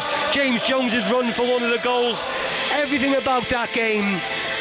2 teams coming, 2 top sides coming head to head and having a right go at each other in that second half. And I'm still shaking from the penalty that was given. I saw the handball. The referee, I felt, waited 5 or 6 seconds before he decided to give it, and then you're relying on the goalkeeper producing a save. I called it before the kick was taken. I said, I've got a feeling there's a save in Ben Foster. And brilliant scenes that have gone on for 10-15 minutes after that final whistle, because I think everybody within this stadium knows that 3 points, it's not done and dusted yet, but it's going to go a long way to make sure Wrexham finishes champions. Only now are some fans starting to leave, not all of them, certainly not on the tech end over away to our right. Keep on talking about Hollywood scripts, Andy Morrell. Really interesting that Ryan Reynolds, Rob McElhenney, both here today, they weren't on that pitch trying to soak up or take the spotlight away from what the players have achieved. 103 points. They only now need 7 more points to seal promotion, if my maths is right. Well, I said it before the game that I didn't think it was going to be huge, whoever won this game, but I still think there's twists and turns to be had. I think Barnett, Woking, Yeovil, Torquay, they're all going to have their say, in this title race. But that certainly puts one foot, doesn't it? Makes you so maybe confident, I don't know, is that the word, that you think that this year is the one. We will find out. Still a long way to go. So advantage Wrexham at the top of the table, 3 points clear of Notts County with a game in hand. The next instalment of this incredible promotion tussle comes on Saturday, where Wrexham take on Barnet in the early kick-off. 12:45 that one. Barnet going for the playoffs, but couldn't beat already relegated Maidstone today. Notts County then have to wait until 5:30, so they could be 6 points behind Wrexham by the time they kick off against third place Woking, who sealed their playoff place today with a draw against Southend. We will have more reaction to come from the racecourse. Rob Phillips has scuttled down to try and get a word with victorious Phil Parkinson. We'll try and bring you that as well before Gareth Lewis takes over with Drive at 5:30. More from Andy Morrell and Wayne Phillips. Don't go anywhere. But let's head to the Championship, shall we? Because it was a good old afternoon for Swansea City. 2-0 winners at Wigan. Andy Robertson, do you enjoy that one? There's just no Hollywood script here though, Chris. You can't have it all, Andy. I know we can't. But what we just seen and what we just witnessed, it was a clean and clinical performance from Swansea today. Absolutely magnificent in the first half, I must say, in terms of the way they played. Wigan were down and out, to be fair, after the second goal went in. Second half was similar type of pattern again, without Swansea playing with the agency that they had in the first half. And if I'm going to be honest, the best 3 chances probably went to Wigan in that second half, and there was a vital point in the game. And Andy Fisher, who's over the last couple of weeks has been blamed for some bad errors, but not on this occasion. He made an absolutely fantastic save in 75 minutes when Wigan were just getting a little bit of a foothold in the game. But magnificent save, and for Swansea, absolutely seeing the game out. Clean sheet again, absolutely fantastic. I mean, our producer, Rodri Jones, keeps on telling me, Andy, 9 points outside the playoffs with 5 games to go. Surely not. The ship sailed, I think, Chris. I'm going to be completely honest. But as I said before the game, Chris, it's about building that little bit of optimism between now and the end of the season. What will happen in the summer Russell Martin, his coaching staff and the team in general. And as we said all season, it's been one of them seasons, hasn't it? It's been a moments of frustrations and moments in games that have cost Swansea. What we've seen over the last 4 games is when Swansea play well, they don't concede. He comes from a clean sheet, from a good shape and good ground, and I think he's had that. I think when he's gone back to the back 4, has certainly worked. Harry Darling slotted in as a right back, done ever so well over the last couple of games, never played today, but in terms of today's performance, he brought experience in with Joe Allen. Patterson come into the squad, who was absolutely fantastic, I must say, and Jay Fulton, and the rotation between them 3 in the middle of the park. Wigan couldn't lay a glove on him, and it was just a clean professional performance today. And as I said earlier on, Chris, the 2 goals from Joe Pirot, when you see them back, they're like carbon copy finishes, but the build up to 2 goals is like the blueprints of what you see of Russell Martin's style of play, playing from the back ever so well, and then obviously the finishes was just Joe Pirot all over. Huddersfield on Saturday could be doing Cardiff City a favour. We'll get more from their defeat to Sunderland in a second, but up to 13th, no sign that they've got the flip-flops on then. Yes, half tongue-in-cheek that they could make the playoffs, so mathematically it's possible, but at least there's that momentum again now, and food for thought perhaps for the owners who, do they give him a new contract now? I wouldn't. The new contracts are a little bit far out for me, you know what I mean, Chris? In terms of, we were only talking about Russell Martin himself, admitted it, didn't he? That he thought Swansea were going to make the playoffs at one point midway through the season, but it just dipped, didn't it? And the form of 3 wins in 23 were fantastic. But what he has showed, he showed the commitment. I think everyone's been patient in terms of what it is. And as I said earlier on, it's about building just a little bit of optimism now between now and the end of the season. That's all you can ask from Russell Martin and the staff. Obviously the 3 wins. The Bristol game was the first part of that, wasn't it? To get that win, build that little bit of confidence. So when you got that, then do you have produced, and I think the Cardiff game come at an absolute brilliant time, as it did last season as well. I'm going to be completely honest, and that was a perfect time just after the international break, and that just built the confidence and momentum, and then they took it into the next couple of games. And listen, he beat a Wigan team who were down and out, but listen, they've come here, they've been efficient in what they've done. As he said, they Preston now midweek, Huddersfield on the Saturday. Listen, can they get 2 good results there and give them a bit of optimism? I think the playoffs are just a little bit too far-fetched now, Chris, but it's certainly better over the last couple of weeks from Swansea City. You're going to have it in the neck if they do it, you know that, Andy. Great to have you with us on Radio World Sport. Andy Robertson at Swansea then 13th, as I was saying, take on Huddersfield on Saturday, who drew 2-2 with Blackburn earlier today. Neil Warnock's winning run coming to an end. Wigan, after that defeat to Swansea, I should say 8 points from safety with 5 to go now. Blackpool also look doomed under the caretaker charge of Stephen Dobie, beaten 3-1 at promotion chasing Luton. Cardiff beaten at home by Sunderland. It leaves them just a point clear of Reading, who conceded late to lose at Preston, so just a point clear over those relegation places. They take on Sheffield United for a lunchtime kick-off next Saturday, so it doesn't get any easier for Sabri Lamouchi, and we'll try and hear from the Cardiff manager before 5:30. But let's get a word then with a former Cardiff defender, former Wales captain Kevin Ratcliffe, who was looking forward to watching Newport this afternoon.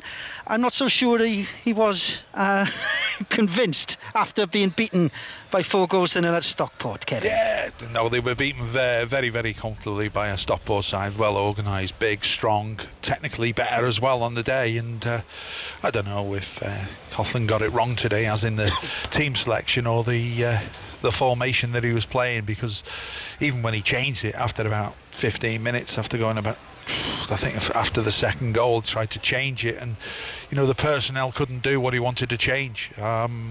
The lad McNeil on loan from Manchester United looked well out of his depth today. He looked like a yard off the pace at least. Just didn't see things, and when he did see things, that his passing wasn't committed enough. But that wasn't just him. It was most of the team. They were second best to everything. The lad there in midfield for them, Crossdale, was outstanding. He won the battle. He had plenty of space and time, but I think he made that himself. He's the type of player that makes the hard things look very, very easy by just doing the simple things, just getting it, passing it, and keeping things moving on. But they have got a striker, I must admit, in the lad Wooten, who looks the real deal. He looks as if he's got a little bit about him. He's a big, powerful lad, got a little bit of pace, good movement from him. But they're a good outfit at Stockport, and it looks like they're heading up for the playoffs after the first season in this division, which is great for the management team. Absolutely fantastic, winning the Nation League, and I think it's just showing you that you can make that jump up and sustain yourself and go on again. Well, on that subject, Kev, I know you're a Wrexham fan growing up. They've had a huge win today against Notts County. You've seen enough League Two football. You've seen enough of Wrexham. If they do go up, and it is an if, how do you think they'd fare next season? I think they do okay. I don't think they'd be embarrassed. But it's about building, isn't it? And slowly. I think Phil Parkinson would be the best person to talk to about that. He'll know. But he won't be wanting to distracting his thoughts about what he's got to do in hand at Wrexham, and this result today will take him a long way to get him promoted. Listening to Wayne Phillips talking there, he's quietly confident there of actually getting promoted. I think, like Andy Merrill, there'll be twists and turns in it and still be a few nail biters towards now and the end of the season, like there always is, and it's just unfortunate there's two teams on over 100 points and only one can go up. It's very, very, but that score at the start of the season, and you just got to get on with it, and hopefully Wrexham are going to be that team that's going to get promoted. Hopefully we will hear from Phil Parkinson before we hand to drive at 5:30. My many thanks to the former Wales captain Kevin Ratcliffe, watching Newport being beaten heavily at Stockport County, now taking on Hartlepool at home next Saturday. Right, I think it's time to get a trek on that bank holiday travel and traffic with Johnny Ratner.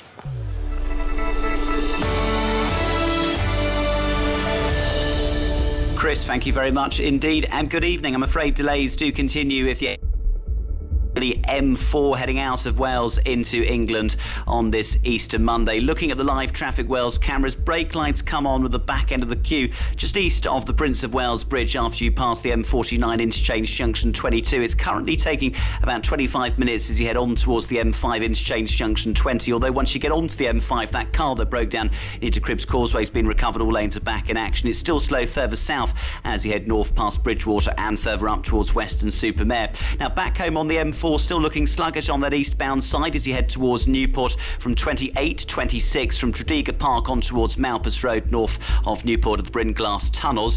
We've got the up and over in place on the M48. This is of course the Severn Bridge, the original crossing, in case they need to close the bridge for strong winds, and restrictions in place on the M4 further west on the Briton Ferry Bridge for the same reason. A55 up in North Wales flowing freely, and on the trains due to engineering works, buses replace Transport for Wales services between Pontypridd and Herbert, and a shortage of trains means that buses are running instead of trains between Wrexham Central and Bidston. More from me in about 20 minutes time. This is BBC Radio Wales Sport. Thanks very much, Johnny. You're up to date on the bank holiday traffic, and hopefully you're up to date on an incredible afternoon of football. Yes, defeats for Cardiff, and we'll hear from Sabrina Mucci earlier in a little bit of time. Success for Swansea, defeat for Newport, but most of all a big win for Wrexham, beating Notts County by 3-2. Hopefully we'll get some reaction from Phil Parkinson. He is chatting with his co-owner. In fact, I can see Rob Phillips's little arm stretched into that little interview huddle, so hopefully we'll get reaction from a co-chairman as well as a manager. But I just want to bring you up to date, because as well as the action today, action tomorrow, Wales women back in action. In fact, they're facing World Cup bound Portugal in a friendly, looking to build of course on last week's really impressive 4-1 win over Northern Ireland, but Wales boss Gemma Granger is expecting a tough game. I think Portugal are a great team. I think they haven't looked back since they got into the European Championships last summer. They got in through a route that was a little bit unusual, but I think they've definitely built on that. Their qualification to the World Cup is a sign of that. They're a team who've got a real clear playing style, a real clear identity, and they're going to be a great test for us. Live coverage of that game on BBC Two Wales and the iPlayer, of course, from 5:15 tomorrow. Right, I have been promising you reaction from Cardiff City's defeat at home against Sunderland. Let's hear from the manager, Sabrina Mucci. When you are losing, you are always disappointed. But I'm more disappointed about the first half. The second one was a little bit better. We faced some situation to come back on the game.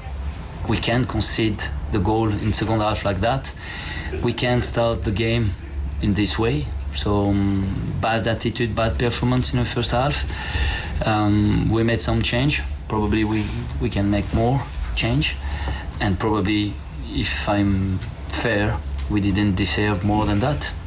Sabri Lamouchi, after Cardiff City's home defeat to Sunderland, leaves them at just a point outside the Championship relegation places. They do have a game in hand, but before that they take on Sheffield United next Saturday in an early kick-off, a game you can hear live on BBC Radio Wales. Just to tell you that Merthyr have drawn 1-1 with Yate today. Their Southern League playoff hopes already over, but the promotion hopes far from over for Wrexham. 3-2 winners against Notts County in the National League, a titanic tussle for the title as Ryan Reynolds now gets led over for interviews. We'll see, we never know, we might give you some reaction in Drive with Gareth Lewis coming up at 5:30. Andy Morrell and Wayne Phillips, the only stars I need, are still with me in the commentary box. Wayne, let's start with you.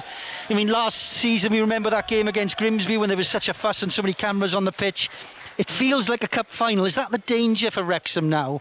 Yes, they're only 2 wins and a draw away from finally doing this, but it's not done yet. It's not done yet, but I think, Chris, you know, they're too good of a side to not get over the line from the position they're in. There was a blip at Halifax. They've responded brilliantly here this afternoon in a game I felt before any kick was made here. There was a game they couldn't afford to lose. Not only haven't they lost, they've gone on to get all 3 points against their closest rivals, and I think that could be the final nail for Notts, because, you know, they've done well to stay with Wrexham. They've been a terrific side, and to still be within touching distance going into this late stage of the season, but it just feels so different to that day back in May or June against, or whenever it was, April, against Grimsby when they lost that playoff semi-final here. The atmosphere around the place here is brilliant. The scenes on the pitch, Ryan Reynolds, Rob McElhenney, the families, the players. I just think now this win is so significant in getting them across our line. 3 points the difference between the sides. They have that game in hand at home against Yeovil. Andy Morrell, are you now more convinced than ever that this is Wrexham's year? 15 years almost to the day since they dropped out of the Football League. Is now the time? Well, I was quite convinced because of the squad that they've put together that since Christmas that this was going to be the year, but it's got so tight and Notts County are running them so close. There's that 1% in the back of your mind, isn't there, that makes it a doubt. But it wasn't quite like this maybe 10 years ago, was it? You know, with this amount of people on the pitch when we ended up with 98 points and just missed out. But like Wayne was saying, the feeling of that game and the way that they've gone about it and the way that they've come out on top in that second half, I think the first thing Parky would have said in the changing room is it's not done yet. Go out there, enjoy the win, but we're back to it when they're back in, have a day off, come in Wednesday or whatever it might be, but it's not done yet. We've got 4 cup finals to go, and like you said, it's 7 points out of those, and they're through that mark. Wayne, in a word, are they going to do it? Yes, I've been saying since back in October, November time, I didn't expect it to go this close, Chris, but I still feel now they will get across the line, and it'll be brilliant scenes down at Torquay on that final day. 4 games to go for Wrexham. They are 3 points clear of Notts County with a game in hand. 2 wins and a draw from those last 4 games will be enough to win the title and end that long wait for a return to the Football League. My thanks to Wayne Phillips. My thanks to Andy Morrell as well, who's finally stopped twitching and exhausted with excitement and ecstasy like so many of the 10,000 here at the racecourse. A very special day. A defeat for Cardiff today. Their relegation fight's not over. We'll be back there for that game against Sheffield United on Saturday. Victory for Swansea. Are the playoffs over yet? Defeat for Newport County. But what an afternoon from the racecourse. Hopefully we'll bring you some reaction because Ryan Reynolds is on the pitch talking now. Rob Phillips can't shake him off. We'll see if it comes your way with Drive with Gareth Lewis. Chris, thanks very much indeed. I tell you what, if we get Ryan Reynolds and a different Rob speaking, we'll definitely bring it to you here on the programme. Plenty more reaction to come from Wrexham. We're also marking on the programme today a very significant 25th anniversary, so stay with us. Every Wales game live in the Women's Six Nations on FM, digital radio and on BBC Sounds. This is BBC Radio Wales.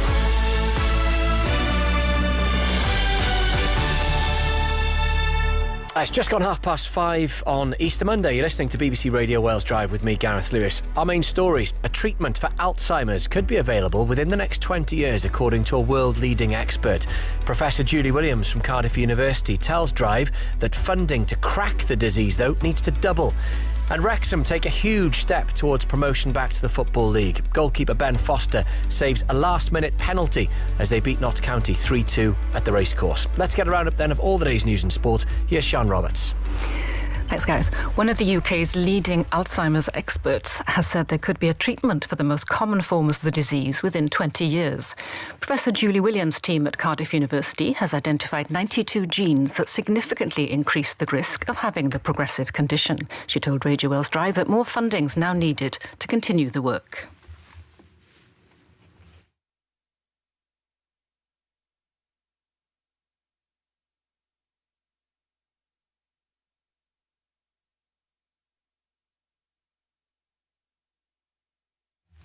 Sorry, we're unable to get that clip, but you can hear the full interview coming up on Radio Wales Drive. There's about 250 million in the UK that has been spent over the last 5 years. But we need double that, to be honest, to really crack this disease in a timely fashion. We have a lot of ideas out there, a lot of strong evidence pointing us in different directions. And, you know, we know what to do. We just need to have the wherewithal to do it. And you can hear that interview in full coming up on Radio Wales Drive. A British-Israeli woman has died in hospital in Jerusalem 3 days after she was injured in an attack on the West Bank. Lucy D. was travelling in a car with her 2 daughters when it's thought Palestinian militants opened fire on them. Both daughters were killed. The family emigrated to Israel 9 years ago. A 38-year-old man's been arrested on suspicion of murder following the death of a man in Swansea. Police were called to a property on New Orchard Street yesterday lunchtime. The family of the 61-year-old victim are being supported by specially trained officers. Police have said they're reviewing all lines of inquiry after an illegal rave in Port Talbot over the weekend. More than 1,000 people gathered at the Kenfic Industrial Estate in Margam on Saturday night, with 4 people being taken to hospital. Colette Hume reports from the scene. I've spoken to local people who've been up onto the site this morning, and they tell me they're absolutely furious by the rubbish that's been left as a result of that rave. They say they noticed the sound overnight and came down to see hundreds of people here. There has been a police presence here at the site. Local people say that they want to find out who was behind this rave and say that they should pay for the clean-up operation. Sport now, and in football it's been a day of mixed results for the Welsh clubs. Ben Foster saved a 97th minute penalty to secure all 3 points for Wrexham against title rivals Notts County. Wrexham won 3-2, taking them to the top of the National League with a game in hand. In the Championship, Cardiff lost 1-0 against Sunderland. The Bluebirds continue to battle relegation in 21st position. Swansea beat Wigan 2-0 though to move up to 13th in the table. And Newport lost 4-0 against promotion-chasing Stockport in League 2. BBC Radio Wales for an update anytime. Ask your smart speaker to play BBC News for Wales. It's 5:34. This is BBC Radio Wales Drive. Listen on BBC Sounds. And a very warm welcome to the programme. Slightly different today. You'll have noticed we're starting at 5:30 for first things. We will be back in Wrexham in the next 10 minutes or so. We're going to give Andy Morell, I think former Wrexham striker, some time to lie down and compose his thoughts after, I don't think dramatic even does justice to what we saw at the racecourse earlier today, but a really significant win for Wrexham as they try to bounce back after 15 years of waiting into the Football League. They beat the team Notts County, were above them before the start of play today. Wrexham now top outright of the National League. So back with Andy Morell, back at the racecourse, and who knows, maybe back with Ryan Reynolds very shortly here on BBC Radio Wales. Before that, though, a breakthrough imminent for one of the most serious diseases that affects so many people across Wales. It's Alzheimer's, as you heard Sian mention in the news there. A news today that within the next 20 years there could be a treatment for the most common forms of the condition, perhaps even sooner, but the funding to get there needs to double. Now, the comments come from one of the world's leading experts on Alzheimer's, Professor Julie Williams, who's based at Cardiff University. If you're experiencing it, if you've got family who are experiencing it, you'll know it's devastating. devastating. There are thought to be around 50,000 people in Wales living with it at the moment, so it is quite common. We've been speaking to Professor Williams and asked her why she was so hopeful that treatment could be within sight. Because there is now a lot of research that's following up on very strong evidence that has been produced from the genetic studies. We have now just under 100 genes that we know affect your risk of getting Alzheimer's, for example. And we now know what some of these genes are doing. And we have, in some cases, there may be drugs that could be repurposed, that are used for other diseases, that could be repurposed to help delay or treat Alzheimer's disease. So I'm very confident. I think actually we may have some of those repurposed drugs in the clinic within the next 5 years. But to really attack the multiple components of Alzheimer's disease, we really need to understand all the other components. And that's going to take between 10 and 15 years, I reckon, to produce novel treatments. But, you know, things are progressing at a pace. Forgive the analogy, but is it a little bit like the fourth bridge then, that as soon as you are making one step forward, you suddenly realise, when you're mentioning the number of genes involved, for example, that you suddenly become aware that there might be 3 or 4 steps to take that you didn't even know existed at that point until then? Yeah, I mean, this is a complicated disease. The genes are telling us that there are multiple things that are affecting our risk of developing Alzheimer's disease. We know that there are certain cells in the brain that are part of our immune system. We're all familiar with the immune response now, I think. And there's something different about these cells. These cells are called microglia. They're like housekeeping cells. They keep everything tidy. But sometimes when they have risk factors in them, they turn into more like killer cells and they actually destroy good tissue. And we think this is one component of what's going wrong with Alzheimer's, but there are many others. And when you say that, multiple factors, more than one component, you've said a couple of times, and this is from a layman asking the question, obviously, does that mean there won't be one wonder drug that'll stop it? There'll be a number of treatments when we eventually get to that stage? I think that, yeah, I think it's going to be more like, heart disease. We take cholesterol tablets and we take blood pressure tablets and all of those things to reduce the risk of developing these sorts of diseases. I think it's going to be similar for Alzheimer's disease in the future. And look, we were chatting before we came on air and I'd said it was nice to get you back on the programme. And I think you've been on, 3 or 4 times over the years. You sound more excited than any other point that you've been on. Would that be fair? Is this actually genuinely now getting much, much closer to a point where you can make even more of a difference to people's lives because there will be treatment available? Absolutely. And part of that has come from the investment that we've had. I mean, we have a Dementia Research Institute in Cardiff, which is part of a UK-wide initiative. And that investment is opening our eyes about what is going wrong with this disease. Until we know what are the factors that we need to change, we can't produce drugs and treatments. But I am understanding the disease far better than I did, say, 7 years ago. You know, it's really opening our eyes. And there are a lot of very talented people now being funded to work on this disease. So I'm very confident we will get a number of treatments into the clinic within at least the next 20 years, but some, could be within 5. Yeah, and when you say that, within 5 years, does it ever sink in for you that there could well be someone listening to this now for whom that will make a difference? That's almost within touching distance for person X or person Y listening. It could be, but, we have to be realistic. And the majority of people who have Alzheimer's disease at the moment may not benefit from this work. It's preventing or delaying the onset of this disease in the future. That's what we really are working on. How much, you've already sort of drawn the comparisons to COVID and the fact we're all far more familiar with the immune system now. Now, one thing that did come with COVID was an awful lot of money from governments, from pharmaceutical companies. How much of a factor in the fight against Alzheimer's and dementia is money? And it might be a daft question, but do you need a lot more of it in order to get you to where you want to go? Yeah, we do. I mean, we've had a good investment There's about 250 million in the UK that has been spent over the last 5 years.